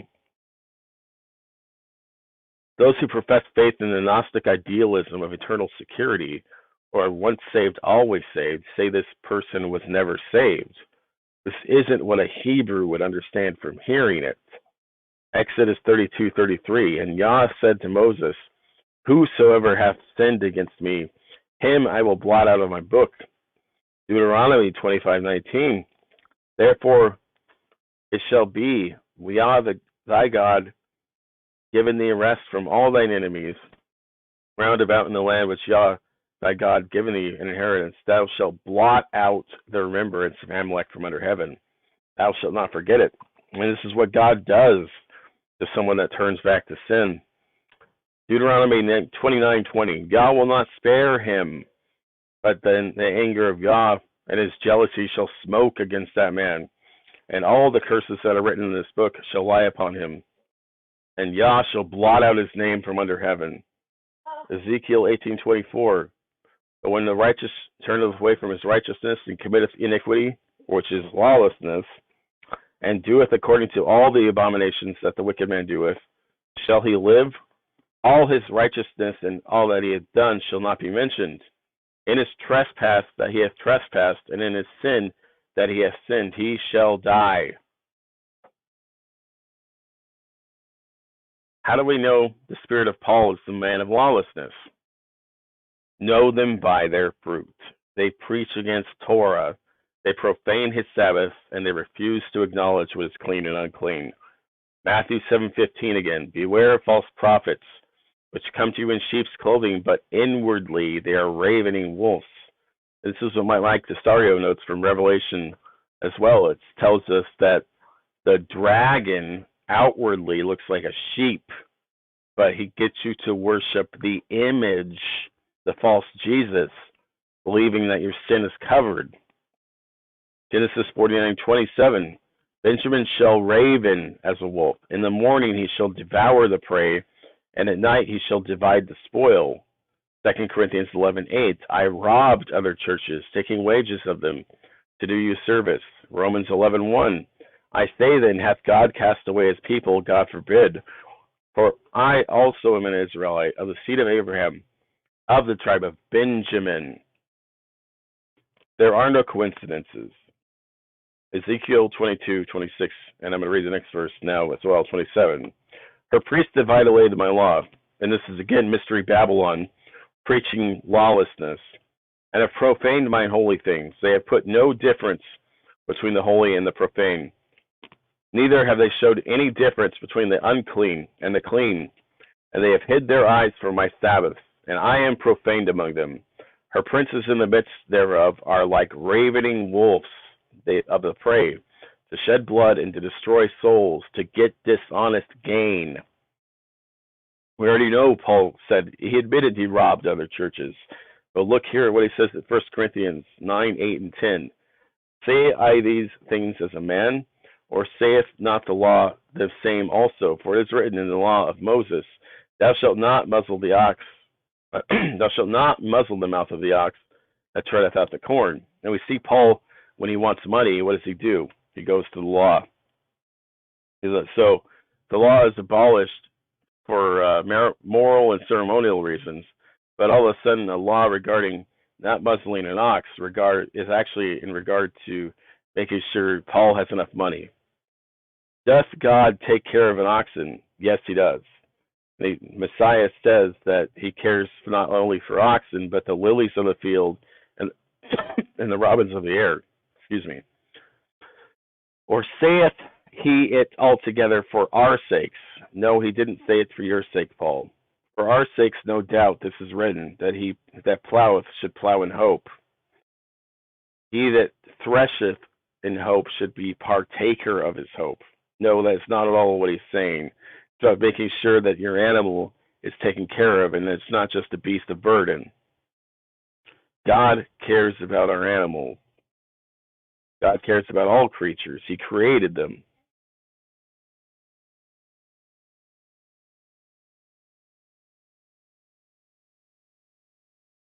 All right, let's continue this. Paul used the Torah to manipulate people. And this is a classic case of a cult leader type mentality of just saying what you want to hear. Excuse me. And this is something used car salesmen use to hook you. They grab you with the appeal to your desires. So both to speak against the commandments of Yah and to pervert them for his own dishonest gain. And in case you're wondering, Yah didn't have Moses record the law protecting oxen for Paul or his compatriots. He had it recorded because he does care about the welfare of all his creation. I've actually seen some Torah observant believers defend Paul here, saying, well, yeah, it was written for our sakes, not the oxen. No, it's written because he cares about everything. Yes, we're at the pinnacle of his creation, but he still writes these commandments in Torah so we know how to care for his creation. This is the spirit of lawlessness, just interpreting Torah to your own desires. Saying that Messiah completed these things for me so I don't need to, is lawlessness. It doesn't place you under the law of Christ. It makes you believe Satan's favorite motto, the whole of the law shall be do as thou wilt. Which is what Paul preaches. Romans 14:23, and he that doubteth is damned if he eat. And see, he says, if you eat and you have no faith, you're damning yourself. And he goes into this in Corinthians, and then I go into this in a little later. And what he's saying here is exactly what he's saying, that whether or not something is a sin depends on your own conscience, not God. And Paul believed he was God, and he was raising up little gods. For whatsoever is not of faith is sin. So if I have faith that I can profane the Sabbaths, it means it's not a sin. I guess Chris is right then. And Andy, what they were teaching the Gentiles was, thou shalt not obey the 10 Commandments. After all, I have faith that the 10 Commandments were abolished, Chris, so I can do as Andy tells me to do, right? Yah does not work like that, however. I can prove Paul was actively teaching this in Corinthians. Do what thou wilt. 1 Corinthians 9:19-22. For though I be free from all men, yet I have made myself a servant unto all, that I might gain the more. And see what he's saying is, I, Paul, am the ultimate people pleaser. Those used car salesmen have nothing on me. And unto the Jews I became as a Jew, that I might gain the Jews. To them under the law as under the law, that I might gain them under the law. So he's saying, the Jews are still under the law, and I'll become under the law for them. But to them that are without the law as without the law. So Paul just said he's lawless. And he knows he did. That's why he added, being not without the law to God, but under the law of Christ. And remember, I warned that no scripture outside of Paul's heresy says that there is such a thing as the law of Christ. That I might gain them that are without law. What do you gain them into? You're gaining them into lawlessness. And this is what we see in the Corinthian church. That a man was sleeping with his mother-in-law. It wasn't teaching even what the Jerusalem Council purportedly said the pagans must do to turn from paganism. To abstain from sexual immorality, abstain from things sacrificed to idols, and abstain from blood and from things strangled. But Paul says, my church, I was just told to help the poor in Galatians. But this isn't what we see in the Jerusalem Council.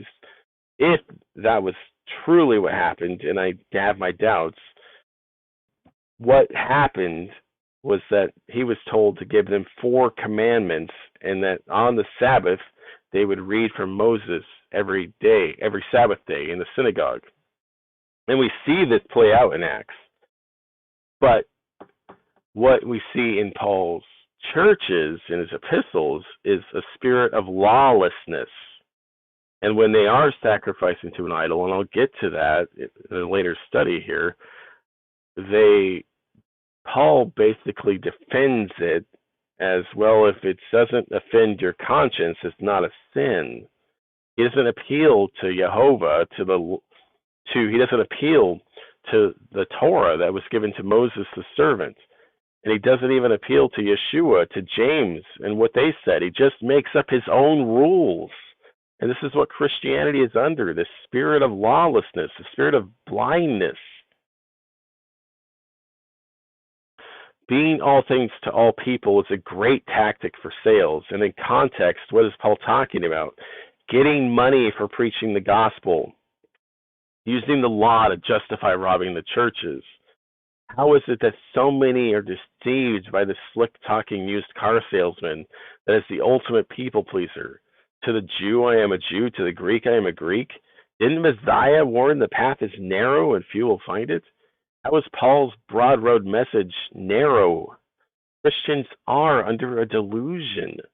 1 Corinthians 8:7. Howbeit there is not in every man that knowledge, that some with conscience of the idol unto this hour eat it as a thing offered unto an idol, and their conscience being weak is defiled.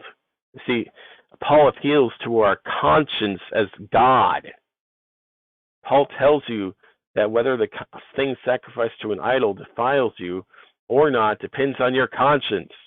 And the scriptures, the actual scriptures, say your conscience or your heart is deceitful above all things and will do anything to avoid obeying Torah. This also does not line up with what James said at the Jerusalem Council. Acts 15:20, but we write to them to abstain from things polluted by idols, not whether or not it defiles your conscience, to abstain. And this is all Paul had to write, but he spent 3 chapters of text writing on how if your conscience is weak, you're defiled. And they said he backpedals a bit in chapter 10 on this. But the damage was done, and we could see that in these other passages. But that we write to them to abstain from things polluted by idols, from sexual immorality, which we also see in the Corinthian church, from things strangled, and from blood. These four things were not to be the stopping point in the conversion of the pagans to the ways of Yah. And I also disagree with the way James handled that. It's not what we see in Torah. Yeshua also never taught this to the Gentiles he talked to. Jehovah in the Torah to his servant Moses says there is one law for the stranger and one for the Jew. So whatever James came up with, we still have to have Torah as our ultimate standard, not the traditions of men. And James says, I conclude, it's my opinion. He doesn't say this is from the mind of God. He says, this is my opinion. And we see Paul took that opinion and ran with it. He went even more away from Torah into lawlessness. These four things absolutely were not to be the stopping point. And I want you to focus on that. These were pagans coming into the faith, and some of them didn't want to immediately become circumcised. And I think James, in what he thought was wisdom, and this again, this is how it's recorded. It's by one witness, by Luke. I question it. I do, because it does come against Torah. That James says that they will not immediately become circumcised. And this is what he's saying in the language he's using. But that these four things should be a starting point, and then as they learn the Sabbath, they learn the ways of Jehovah, they will want to take part in the full covenant of Jehovah. And I do believe this is why Paul wrote the epistle to the Galatians, is because he effectively lost at the Jerusalem Council. He wanted to come against circumcision completely.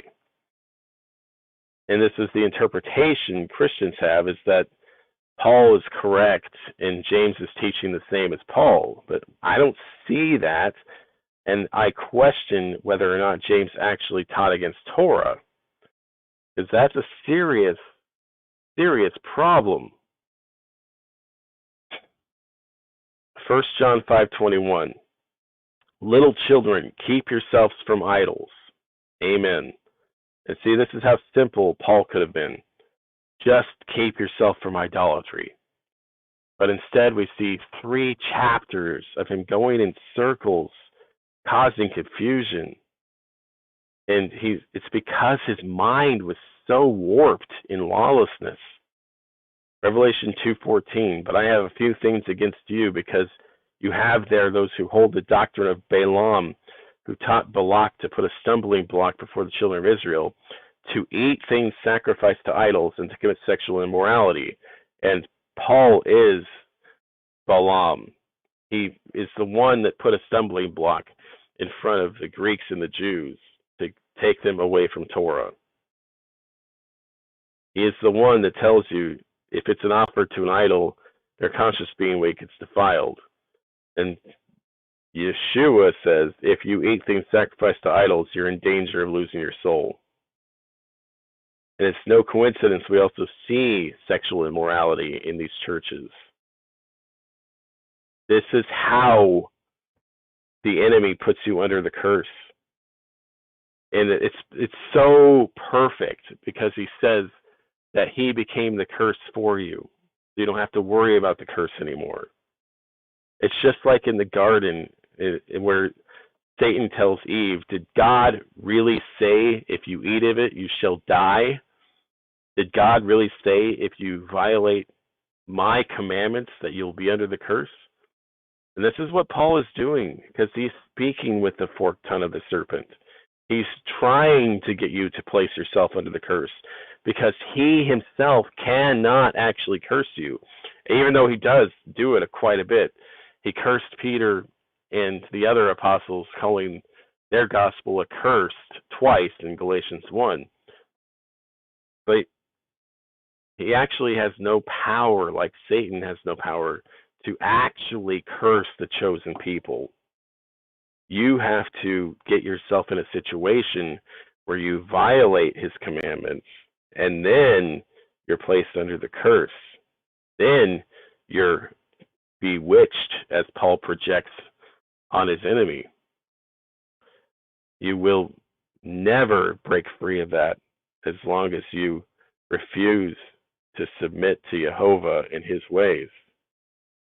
If you believe God changed, you got to break free of that, because God is perfect. His Torah is perfect. All right, I'm back. So now we're going to start to really get into what I think is my favorite part of the study, where we start to really dig into what happened in the first century before the New Testament was compiled, where we see these warnings even in the compiled scripture because of Jehovah's gracious wisdom and mercy to not use Paul's name, but to point to him throughout scripture. Revelation 2:14 again. But I have a few things against you, because you have there those who hold the doctrine of Balaam, who taught Balak to put a stumbling block before the children of Israel, to eat things sacrificed to idols and to commit sexual immorality. It's so important to know your Bible to really understand who is Balaam. In Jude 1:11, woe to them, for they have gone in the way of Cain, and who was a murderer from the beginning, have run greedily in the error of Balaam for profit, and robbed other churches, perished in the rebellion of Korah. And a brother on Facebook recently brought this to mind, why Jude mentions Korah. And this is so powerful too. Go read number 16. What did the rebellion of Korah consist of? It was men saying that they were more worthy to be the chosen priests than Moses and Aaron. And what does Paul do? He says, I am not the least of apostles. I am a super apostle. He boasts incessantly of how he is worthy of this purported calling.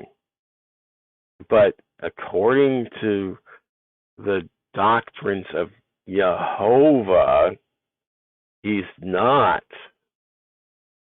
And this is the danger of reading Acts 9 and believing it was Yeshua as this angel of light. Yeshua is not an angel of light. 2 Peter 2:15, they have forsaken the right way and gone astray, following the way of Balaam, the son of Beor, who loved the wages of unrighteousness. What did Balaam do? He was called to curse the children of Israel. Yah forbade it, stopped him from entering in. And look how Paul was also stopped from entering Asia. Balaam, however, knew how to curse the children of Israel, to bring them under the curse themselves, place a stumbling block before them of violating Torah. This is the context, and why it's so important to understand the context at a deeper level.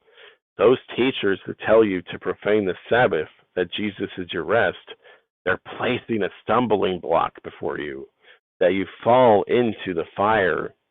In the next few slides, I'm going to go over this error, why the understanding of replacing the Sabbath is dead wrong.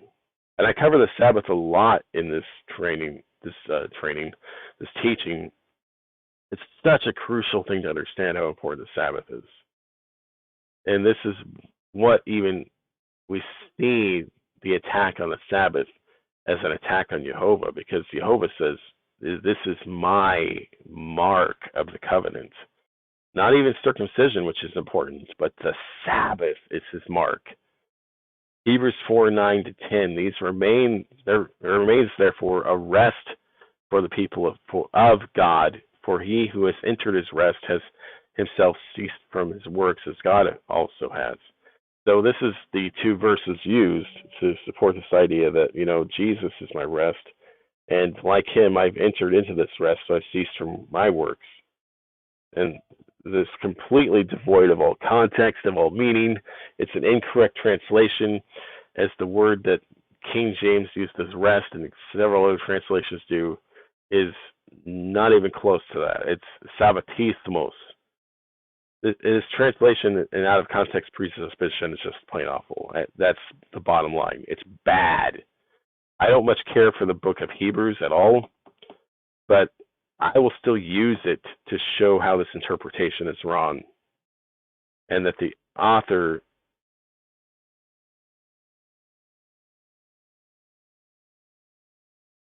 and it's literally a satanic interpretation of what the author's writing here, because it's coming against the Sabbath.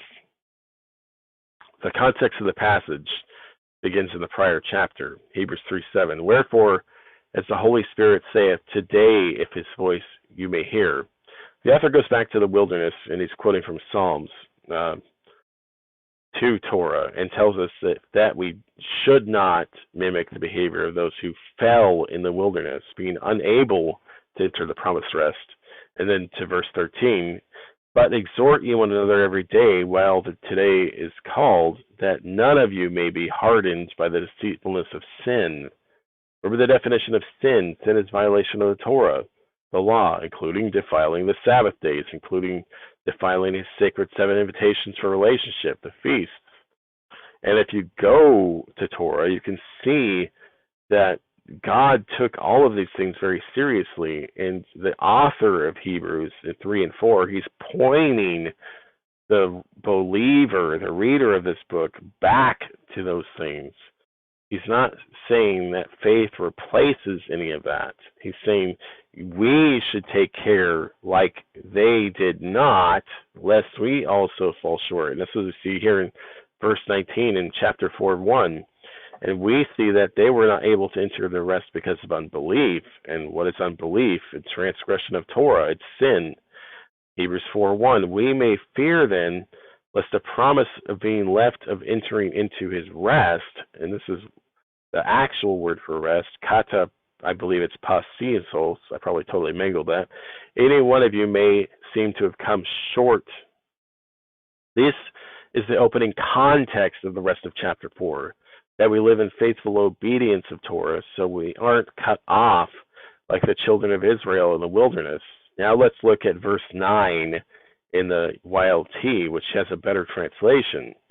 There doth remain then a sabbatic rest, a sabbatismos, to the people of God, for he who did not enter into his rest also rested from his works as God from his own. So it's talking about basically 2 things already before we get to the next verse. That there remains a sabbatic rest for us, the people of God. And he's talking about the weekly Sabbath and the 7 yearly Sabbath. That man, Yeshua, who entered into his rest, also rested from his works. He's entered the promised land. But look at the next verse. May we be diligent then to enter into that rest. What he's saying is you aren't yet in the rest. And this is where this interpretation absolutely falls apart. If you were in the rest, you wouldn't need to be diligent then to enter into it. Then no one in the same example of unbelief may fall. So what are these examples of unbelief in Torah? And this is what he's pointing to. That a man picked up sticks on the Sabbath day and was killed. He fell short. This idea of modern Christianity, when they read these passages, is totally devoid of any context or history. It's Hellenistic, not even Judaism. It's just Hellenism. It's totally devoid of any of the Father's will. Doctrinally, it's teaching Jesus entered the rest. You have not. We are to diligently guard and do Torah so that we do not of unbelief also fall. After the ascension and throughout Acts, we see the people of Yah guarding the commandments of Yah. They don't forsake these things or set them aside. And just as Paul says, to the Jew he was a Jew, he was the double-minded man. He guarded the commandments throughout Acts. And this is part of what helped me come to a belief that we should also guard Torah. Acts 17:2. And according to the custom of Paul, he went into them for 3 Sabbaths. He was reasoning with them from the writings.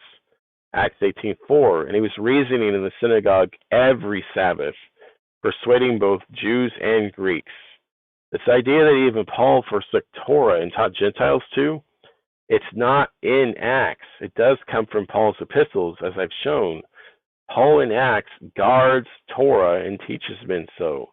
This is why those returning to Torah read Acts and can see a message that confirms their newfound faith that we should guard Torah.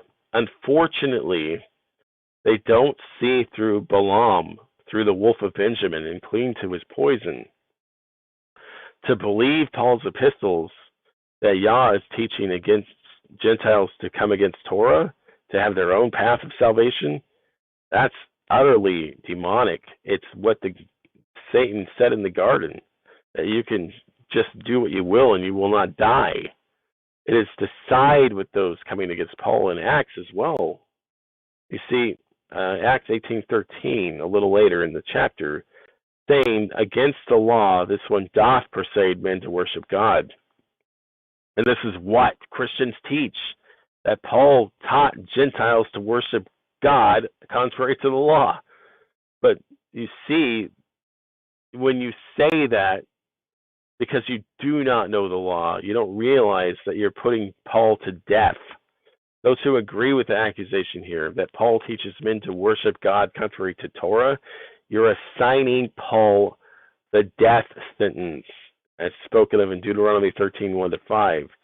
In Acts, how does Paul prove he doesn't deserve death, that he's not teaching against Torah? Acts 18:18, and Paul, having remained yet a good many days, having taken his leave of the brethren, was sailing to Syria, and with him are Priscilla and Aquila, having shorn his head in Cenchrea, for he had a vow. Acts 18:18, and I want to read this again because I think we should go over it again. And Paul, having remained yet a good many days, having taken leave of the brethren, was sailing to Syria, and with him are Priscilla and Aquila, having shorn his head in Cenchrea, for he had a vow. Paul, compare this to Paul's words, and you have to understand also what Paul is doing here. This vow is just not a made-up thing. 1 Corinthians 11:14, doth not even nature itself teach you? But it's interesting that Paul decides to appeal to nature, not to God, not to Jehovah, not to Torah. That if a man indeed have long hair, it is a dishonor to him. Christianity, the great delusion, doesn't understand what's going on here in Acts 18:18. Oh, Paul is making a vow. Okay. Then they stop reading to the end of Acts 18, not even wanting to dig deeper. And let's go to number 6, where it describes what is going on. Verse 5, all the days of the vow of his separation, a razor doth not pass over his head, till the fullness of the days which he doth separate to Jehovah. He is holy, grown up, hath the upper part of the hair of his head. So we see Paul in Acts is purportedly taking part in the Nazirite vow, where you shave your head and then let your hair grow long. Paul in Corinthians tells us that nature, who he's appealing to as his ultimate standard, tells us that a man who has long hair is a dishonor to him. So he's telling you that what he did here was a dishonor to himself. This is what Paul was entering into, the vow of a Nazirite. To let his hair be shorn, and then a razor doth not pass over his head. This is the same vow Samson had, and the prophet Samuel, who scorned the king whom Paul is named after. Paul in Acts observes Torah diligently, even performing the Nazirite vow, as we see here in Acts 18:18, to let his hair grow long, an act that he just told the Corinthians is a dishonor to him that does so. Is it any wonder the body in Acts was so confused about Paul and accused him of teaching men to worship God contrary or against Torah? When I started this journey to Torah, I believed Paul was for Torah. I prayed and fasted about it a great deal. I didn't want to just throw out the words of Paul, because Yah revealed to me that Torah still mattered, and it was reading Acts that sealed it for me. I even was twisting my own mind to make Romans fit Torah. However, those against Torah kept bringing passages from Galatians and Corinthians, even Romans against me, as if I was doing them great harm by telling them Yah's Torah stands. And they do become so offended, so defensive against the commandments of God. It's really telling. But isn't that what we're seeing here from Paul in Acts? Why would a man that taught against Torah follow it to such a degree to enter into the Nazirite vow? I have never entered into a Nazirite vow. That's something I would take very seriously before doing. Paul, though, does so. When he confronted that he's teaching against Torah, he goes to Torah and he takes a Nazirite vow. All right, that's it for this episode. See you next episode. Man, this has been a really revealing study. I was just talking to some friends. The power of knowing that when somebody curses you for following Torah, they actually don't have any power to do any harm to you. It's the same whether they're an actual witch and actually conjuring up something, or just a misguided Christian placing curses on you and asking who bewitched you because you're seeking to follow the Father's ways. As long as you're following the Father's ways, their words have no power over you. Because you, like the Father, you want to see his Torah elevated. You want to see his ways thought by all the people. I mean, imagine if we were actually following these ways and we weren't allowing banks to charge usury over people, which is bondage. If we weren't keeping people indebted for more than 7 years, and every 7 years we had a jubilee, a release of debt, the world would be such a better place where we would embrace the strangers coming across the border. Not the government necessarily, but we as a people would say, come, ye that are heavy laden and burdened, just like the Messiah says.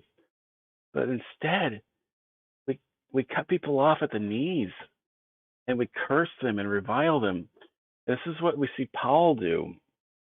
I hadn't originally gone to this point in my study, but I might if Jehovah wills. So where we left off was with the Nazirite vow. And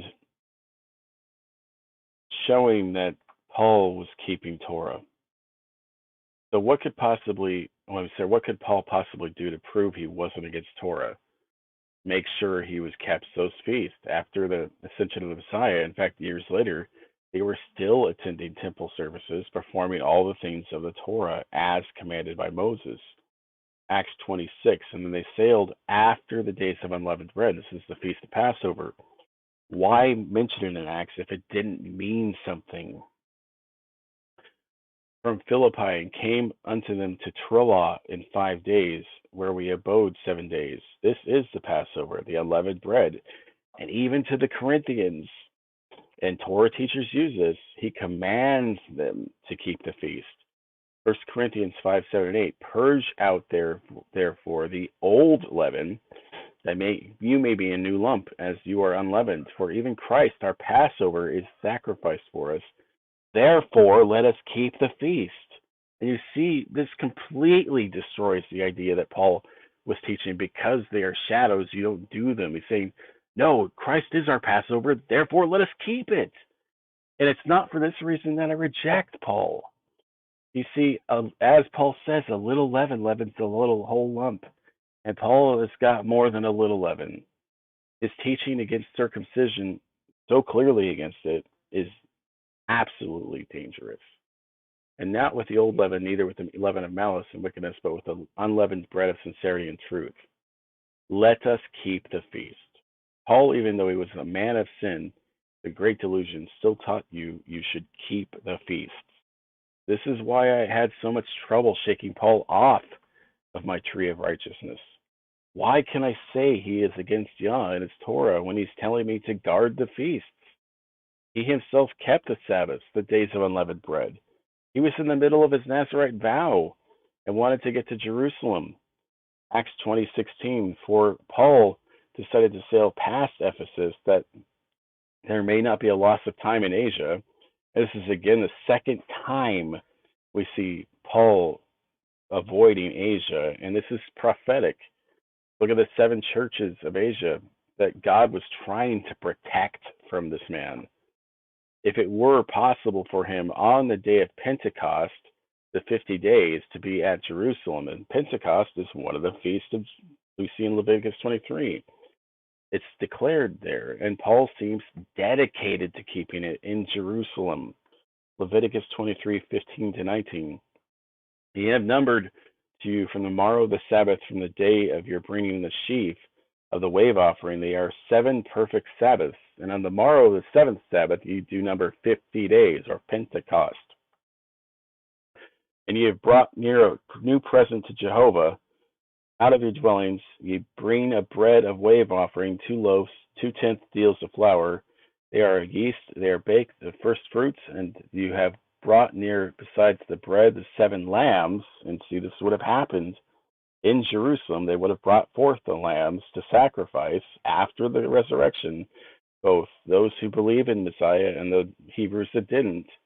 And Paul was among one of the Hebrews that did believe.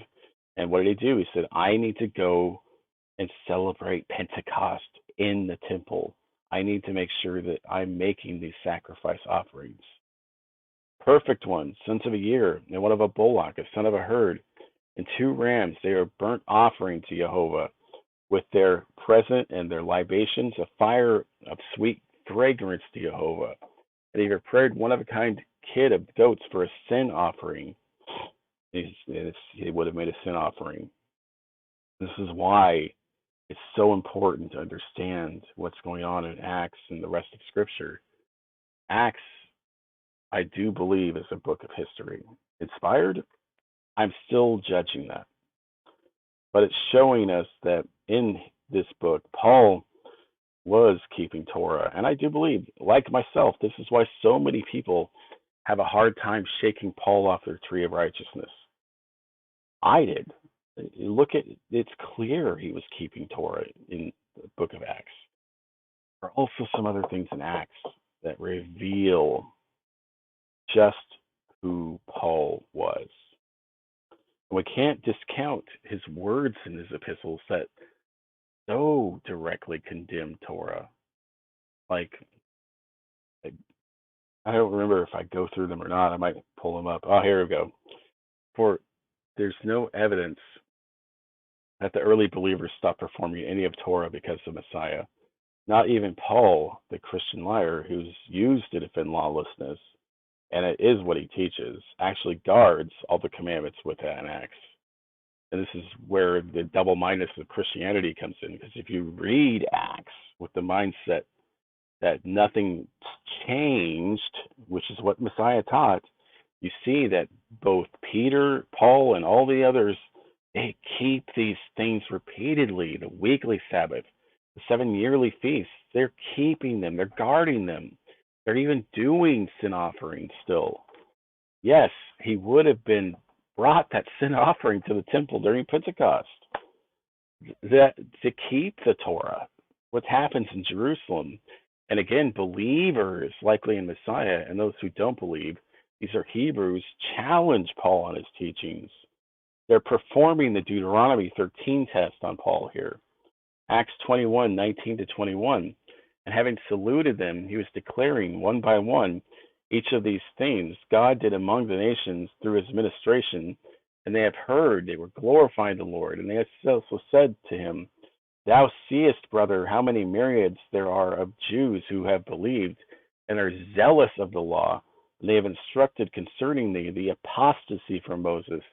Thou dost teach to all the Jews among the nations, saying, not to circumcise the children, nor to walk after the customs.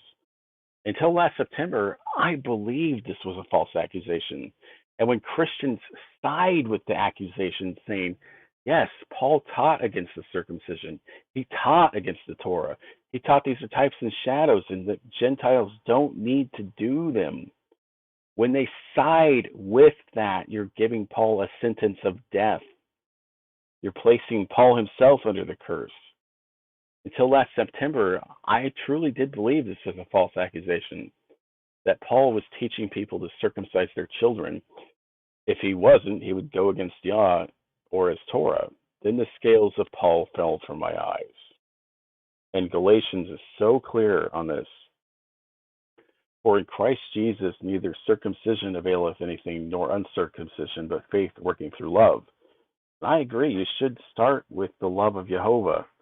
That's what Yeshua says, to guard the first and greatest commandment, Deuteronomy 6:4-9, the Shema. Love Jehovah with all of your heart, with all of your might, and with all of your being. But to say that circumcision is therefore nothing, this is again a logical fallacy. It's Jehovah that commands it. So if you have faith working through love, you'll get circumcised because you love Jehovah. And look at the next verse. And this is directly showing us that he did not preach circumcision. He preached against it. And if I, brethren, uncircumcision I yet preach, why yet am I persecuted? Then hath the stumbling block of the cross been done away? So he's saying, you see, I'm preaching the uncircumcision, and yet I'm being persecuted.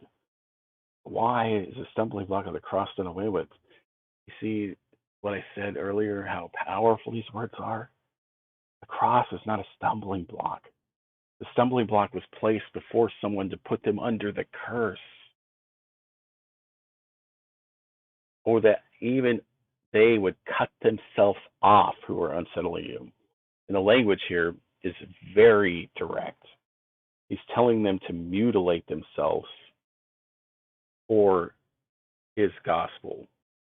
Let's talk about that real quick.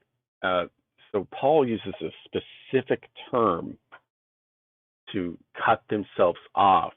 And look at what Deuteronomy 23 says. This is why I said that the words of Paul, if you follow through on them, that is how you place yourself under the curses of the law. He who is emasculated by crushing or mutilation, which is to cut off yourself, shall not enter the assembly of the Lord. So Paul is telling us, and let's read it again.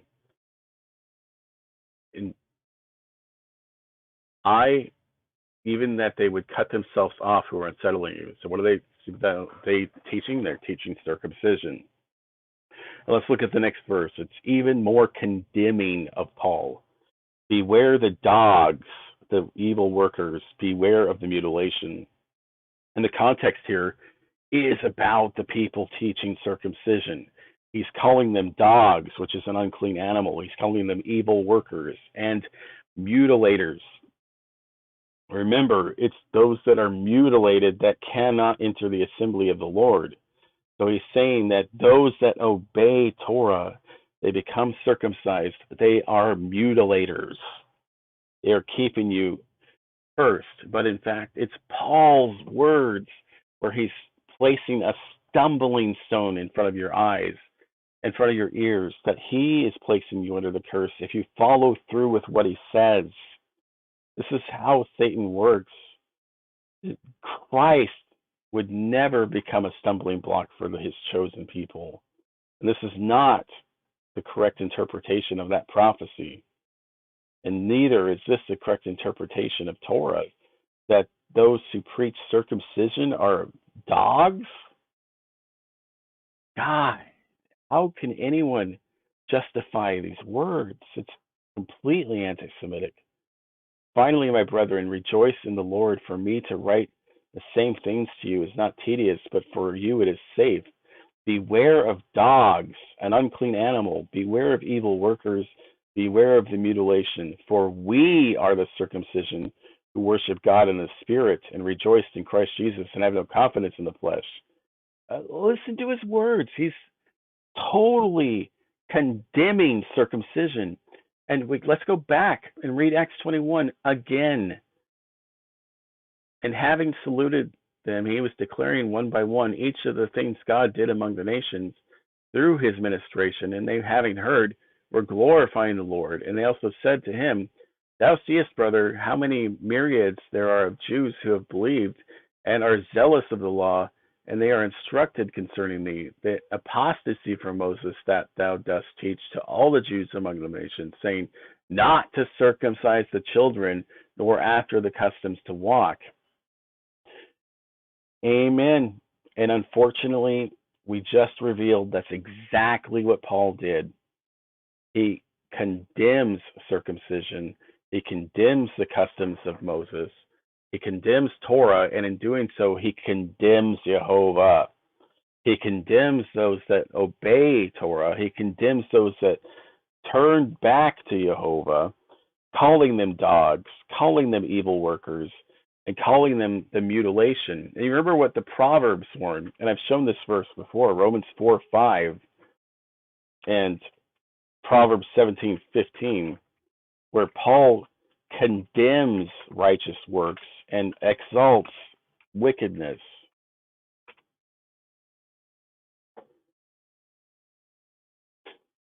Now to him who works, the wages are not counted as grace, but as debt. And again, this is all about the works of circumcision, of obeying Torah.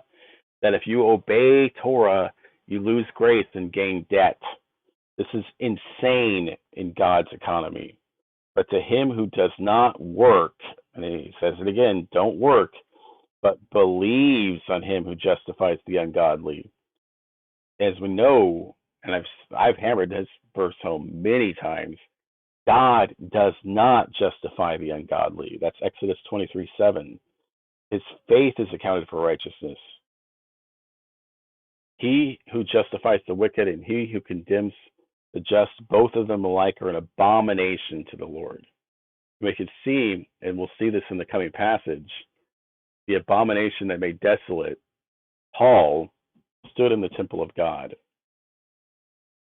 All right, welcome back. I'm going to finish up this real quick, and then we're going to go into another video real quick. Paul admits to preaching uncircumcision, that it's not necessary to circumcise the children. This is a clear violation of Torah. And if true, Paul would be charged with death. Deuteronomy 13:1-5. What happens next, I've talked about before in different contexts, but I'm going to address it again to show you how far this cover story for Paul begins to fall apart even in Acts. Let's remember the depths of depravity here from Stanley, though. And we're going to show the hypocrisy of men like Chris, because they all teach the same thing to varying degrees. It doesn't matter how holy you preach, because if you say they can violate one, then you're saying they're going to fail in all. That's the stumbling block doctrine, the doctrine of Balaam. Well, I don't believe that I have to follow the Sabbath, but I have to keep myself from adultery, from fornication, etc. Well, you're saying they can violate Sabbath, which means it doesn't matter if you're keeping them from adultery. So let's listen again, and let's explain why they get themselves under the stumbling block. And he would say to you, thou shalt not obey the Ten Commandments, because those are... You see, thou shalt not obey the Ten Commandments. And what does Chris do? He freaks out. But he told us in the other video that he agrees with this point, and Jim caught him on it. Now listen to Piper, another Reformed teacher. John, are Christians under the Ten Commandments? Are Christians under the Ten Commandments? Notice the language they even use, that this is a yoke, a heavy burden to obey the Father. No. The Bible says we're not under the law. So I'm loving Romans 7, 4, 5, and 6. The analogy is you were married, and you better stay married, because if you leave this husband and go marry another, you're going to be called an adulteress. Let's read that. Romans 7:1. Do you not know, brethren, for I speak to those who know the law. So he's speaking to Jews in this context, not to men like Piper, who even said he's not under the law, that the law has dominion over a man as long as he lives. For a woman who has a husband is bound by the law to her husband as long as he lives. Let's test that.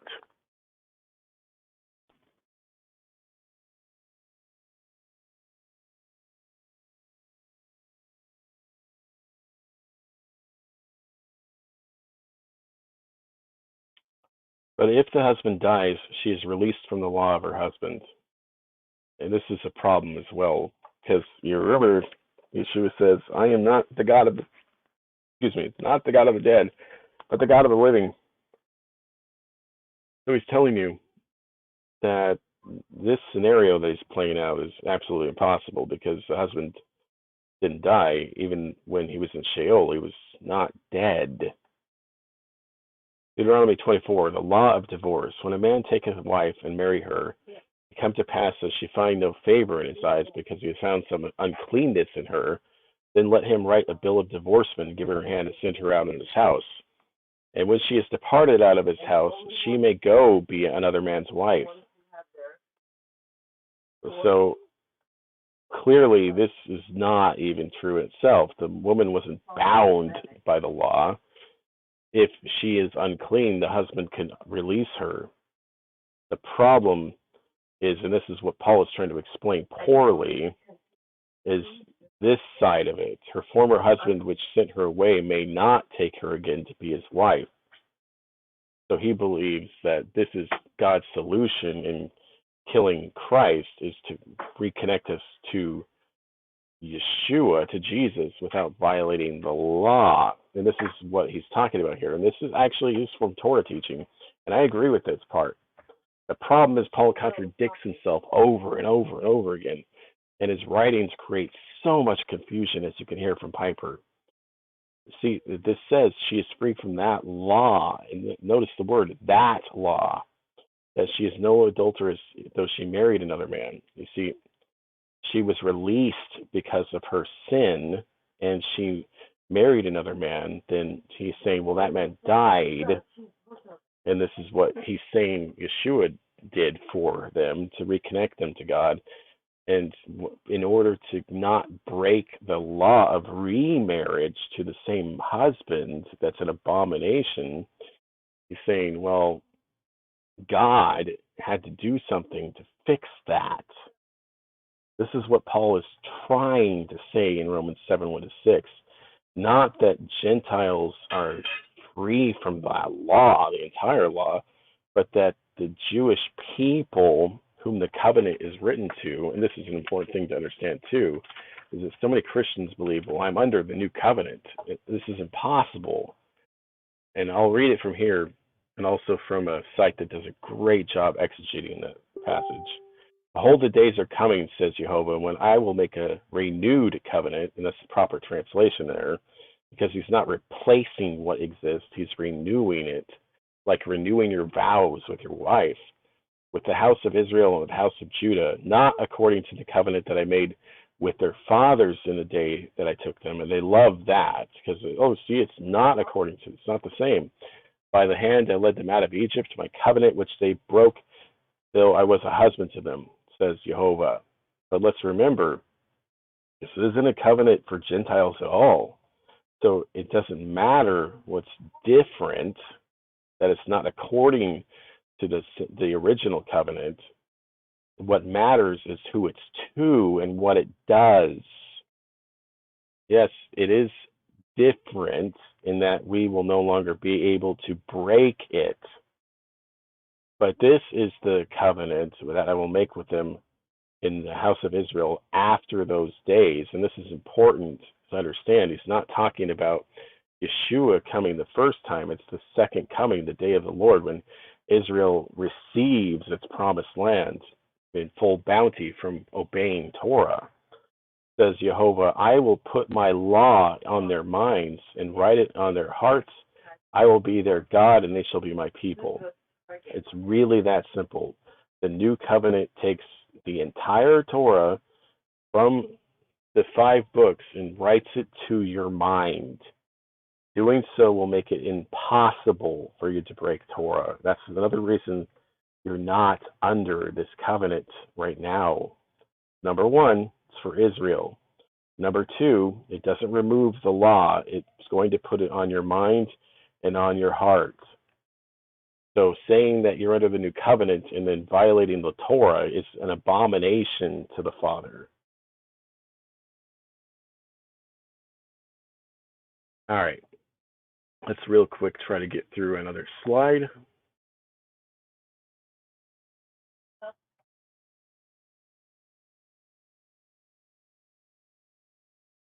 Acts 21:26. Then Paul, having taken the men on the following day with him, having purified himself, was entering into the temple, announcing the fulfillment of the days of purification. So the offering was offered for each one of them. And this was another offering that likely included blood, and number 6 details this. This proves the Jews still made offerings at the temple, including those that believed in the Messiah, through the Levitical priesthood. And this is why one of the reasons I totally reject Hebrews. It's completely anti-Semitic garbage. Paul clearly believed these were valid, or else they would not be recorded doing them. This is probably about 14 to 20 years after the ascension. The type of offering for completion of the Nazirite vow is detailed in number 6.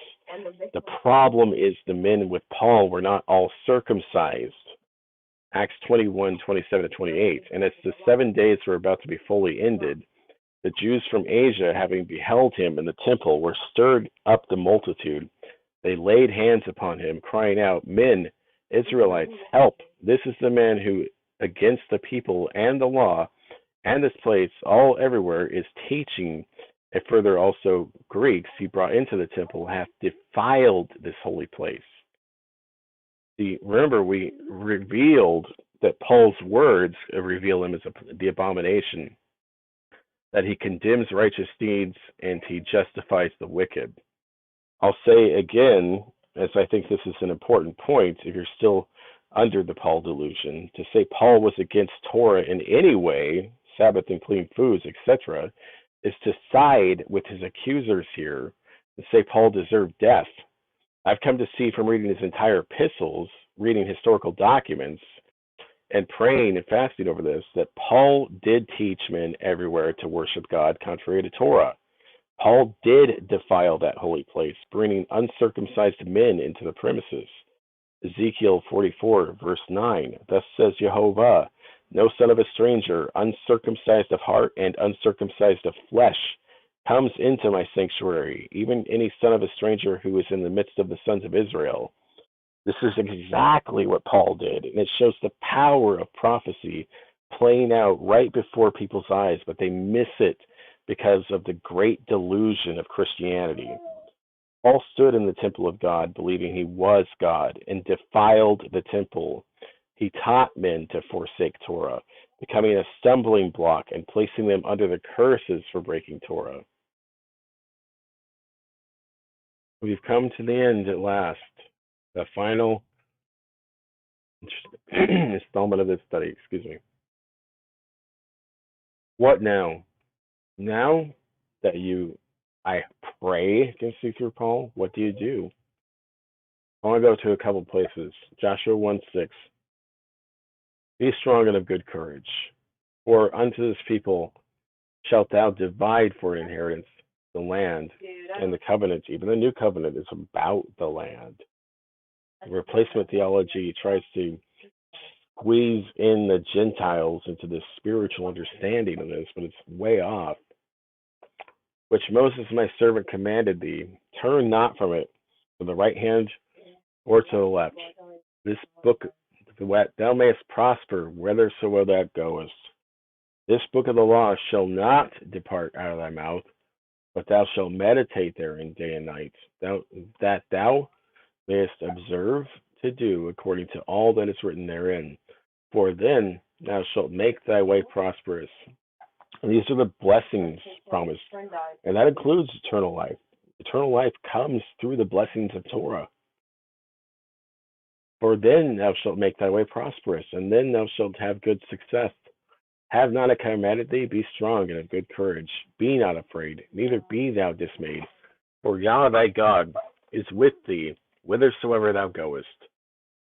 Psalm 1:1-6. The Blessed is the man that walketh not in the counsel of the ungodly, nor standeth in the way of sinners, nor sitteth in the seat of the scornful, but his delight is in the law of Yah. And see, even Paul tells us that even when he was refusing to stop sinning in Romans 7, that he still delighted in the law. The modern church, as we saw in those videos, does not delight in this law at all. They're worse than Paul. And in his law doth he meditate day and night, and he shall be like a tree planted by the rivers of water. And this is talking about growing the tree of life in your heart, that bringeth forth his fruit in its season. His leaf also shall not wither, and whatsoever he doeth shall prosper. The ungodly are not so, but are like the chaff. And this is what Messiah tells us, that the enemy comes in to plant the chaff, the tares among the wheat, which the wind driveth away into the barn before the righteous are resurrected. Therefore the ungodly shall not stand in the judgment, nor the sinners in the congregation of the righteous. For the Jehovah knoweth the way of the righteous, but the way of the ungodly shall perish. And this is also why Paul is deadly wrong in Romans 4:5, telling you that your faith justifies you as ungodly. No, you have to stop being ungodly. If we don't want to be among the ungodly, the tares, the chaff, we need to meditate on its law day and night and make sure it's written on our heart, our mind, so we do it.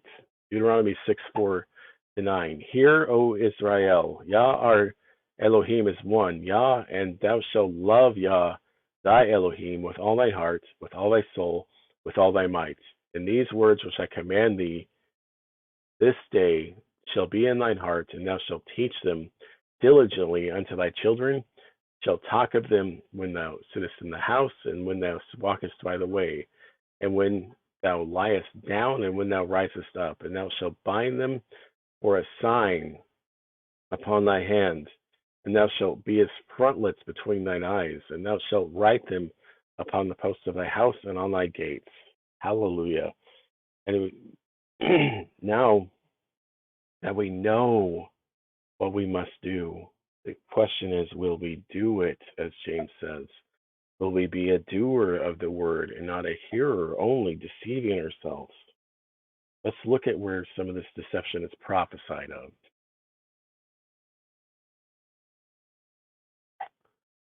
Zechariah 5, the flying scroll. Then I turned and lifted up my eyes, and looked, and behold, a flying roll, or scroll. And he said unto me, What seest thou? And I answered, I see a flying scroll. The length thereof is 20 cubits, the breadth thereof 10 cubits. And he said to me, This is the curse. And remember, I explained this, that what does the curse come from? It comes from not guarding Torah. And what do we see in this scroll? This is the curse that goeth forth over the face of the whole earth. For everyone that stealeth shall be cut off, is on one side according to it. And everyone that sweareth shall be cut off, as on the side according to it.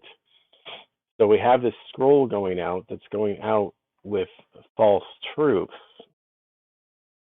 I shall bring it forth, saith the Lord of hosts. And he's telling you, I'm going to bring it forth. I'm going to allow this scroll that is going to deceive go out. And it shall enter into the house of the thief, and into the house of him that sweareth falsely by my name. And it shall remain in the midst of his house, and shall consume it with timber thereof and stones. And then the angel that talked with me went forth and said to me, Lift up thine eyes, and see what is that goes forth. And I said, What is it? This is an ephah that goes forth. He said, Moreover, this is the resemblance through all the earth. And behold, there was lifted up a talent of lead, and this is a woman that sitteth in the midst of the ephah. And he said, This is wickedness. And he cast it into the midst of the ephah, and he cast the weight of the lead upon the mouth thereof. Then I lifted up my eyes and looked, and behold, there came out two women, and the wind was in their wings, for they had wings like the wings of a stork. And they lifted up the ephah between the earth and the heaven. And then I said unto the angel that I talked with me, Whither do these bear these ephah? And he said unto me, To build it into a house in the land of Shinar, and it shall be established and set there upon her base. So he's explaining the establishment of the mystery Babylon religion.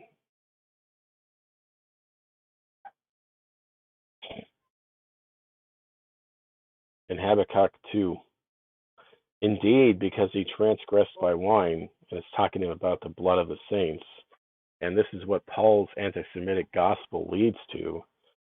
You know, if you can just curse those that disagree with you, and they're accursed according to Paul, then why would you not do them a favor by taking their life? And this is what we see that Christianity did, even Protestantism.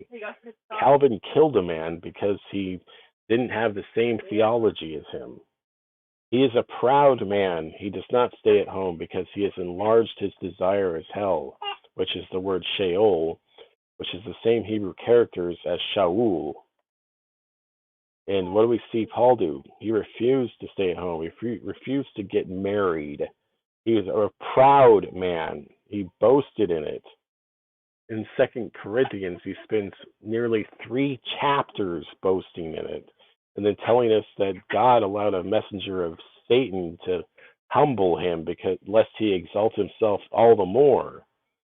He is like death and cannot be satisfied, and he gathers to himself all the nations, or Gentiles, and he heaps up for himself all the peoples. Will not all these take up a proverb against him, and a taunting riddle against him, say, woe to him who increases what is not his? How long? And to him who loads himself with many pledges? Will not your creditors rise up suddenly, and will they not awaken who oppress you? And you will become their booty. And this is what Peter saw happening. He saw that these men that Paul were training up, that Paul himself were using people for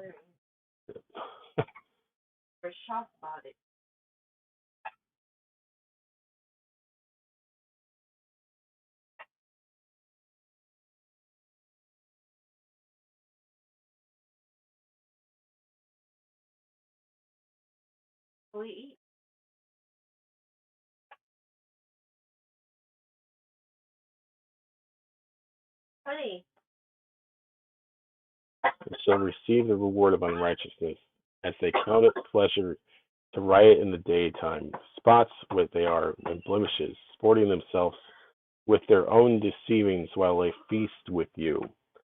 They have eyes full of adultery. They can't stop sinning because they tell you why. You know, the law is done away with. So what's their liberty? It's not liberty from sin. It's liberty from Torah, from the instructions, from the very source of life.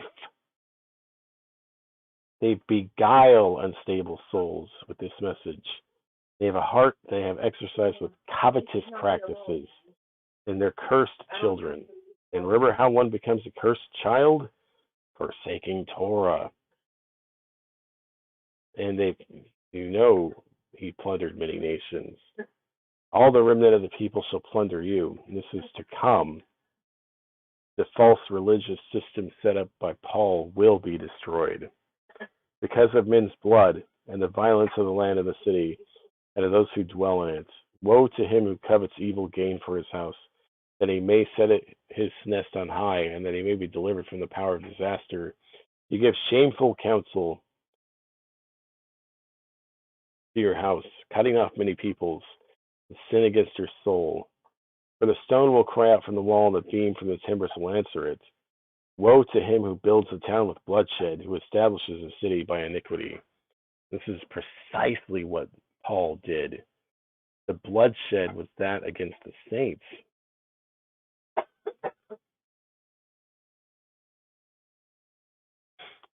I really pray that this study has helped you to see the man of sin, the man of lawlessness.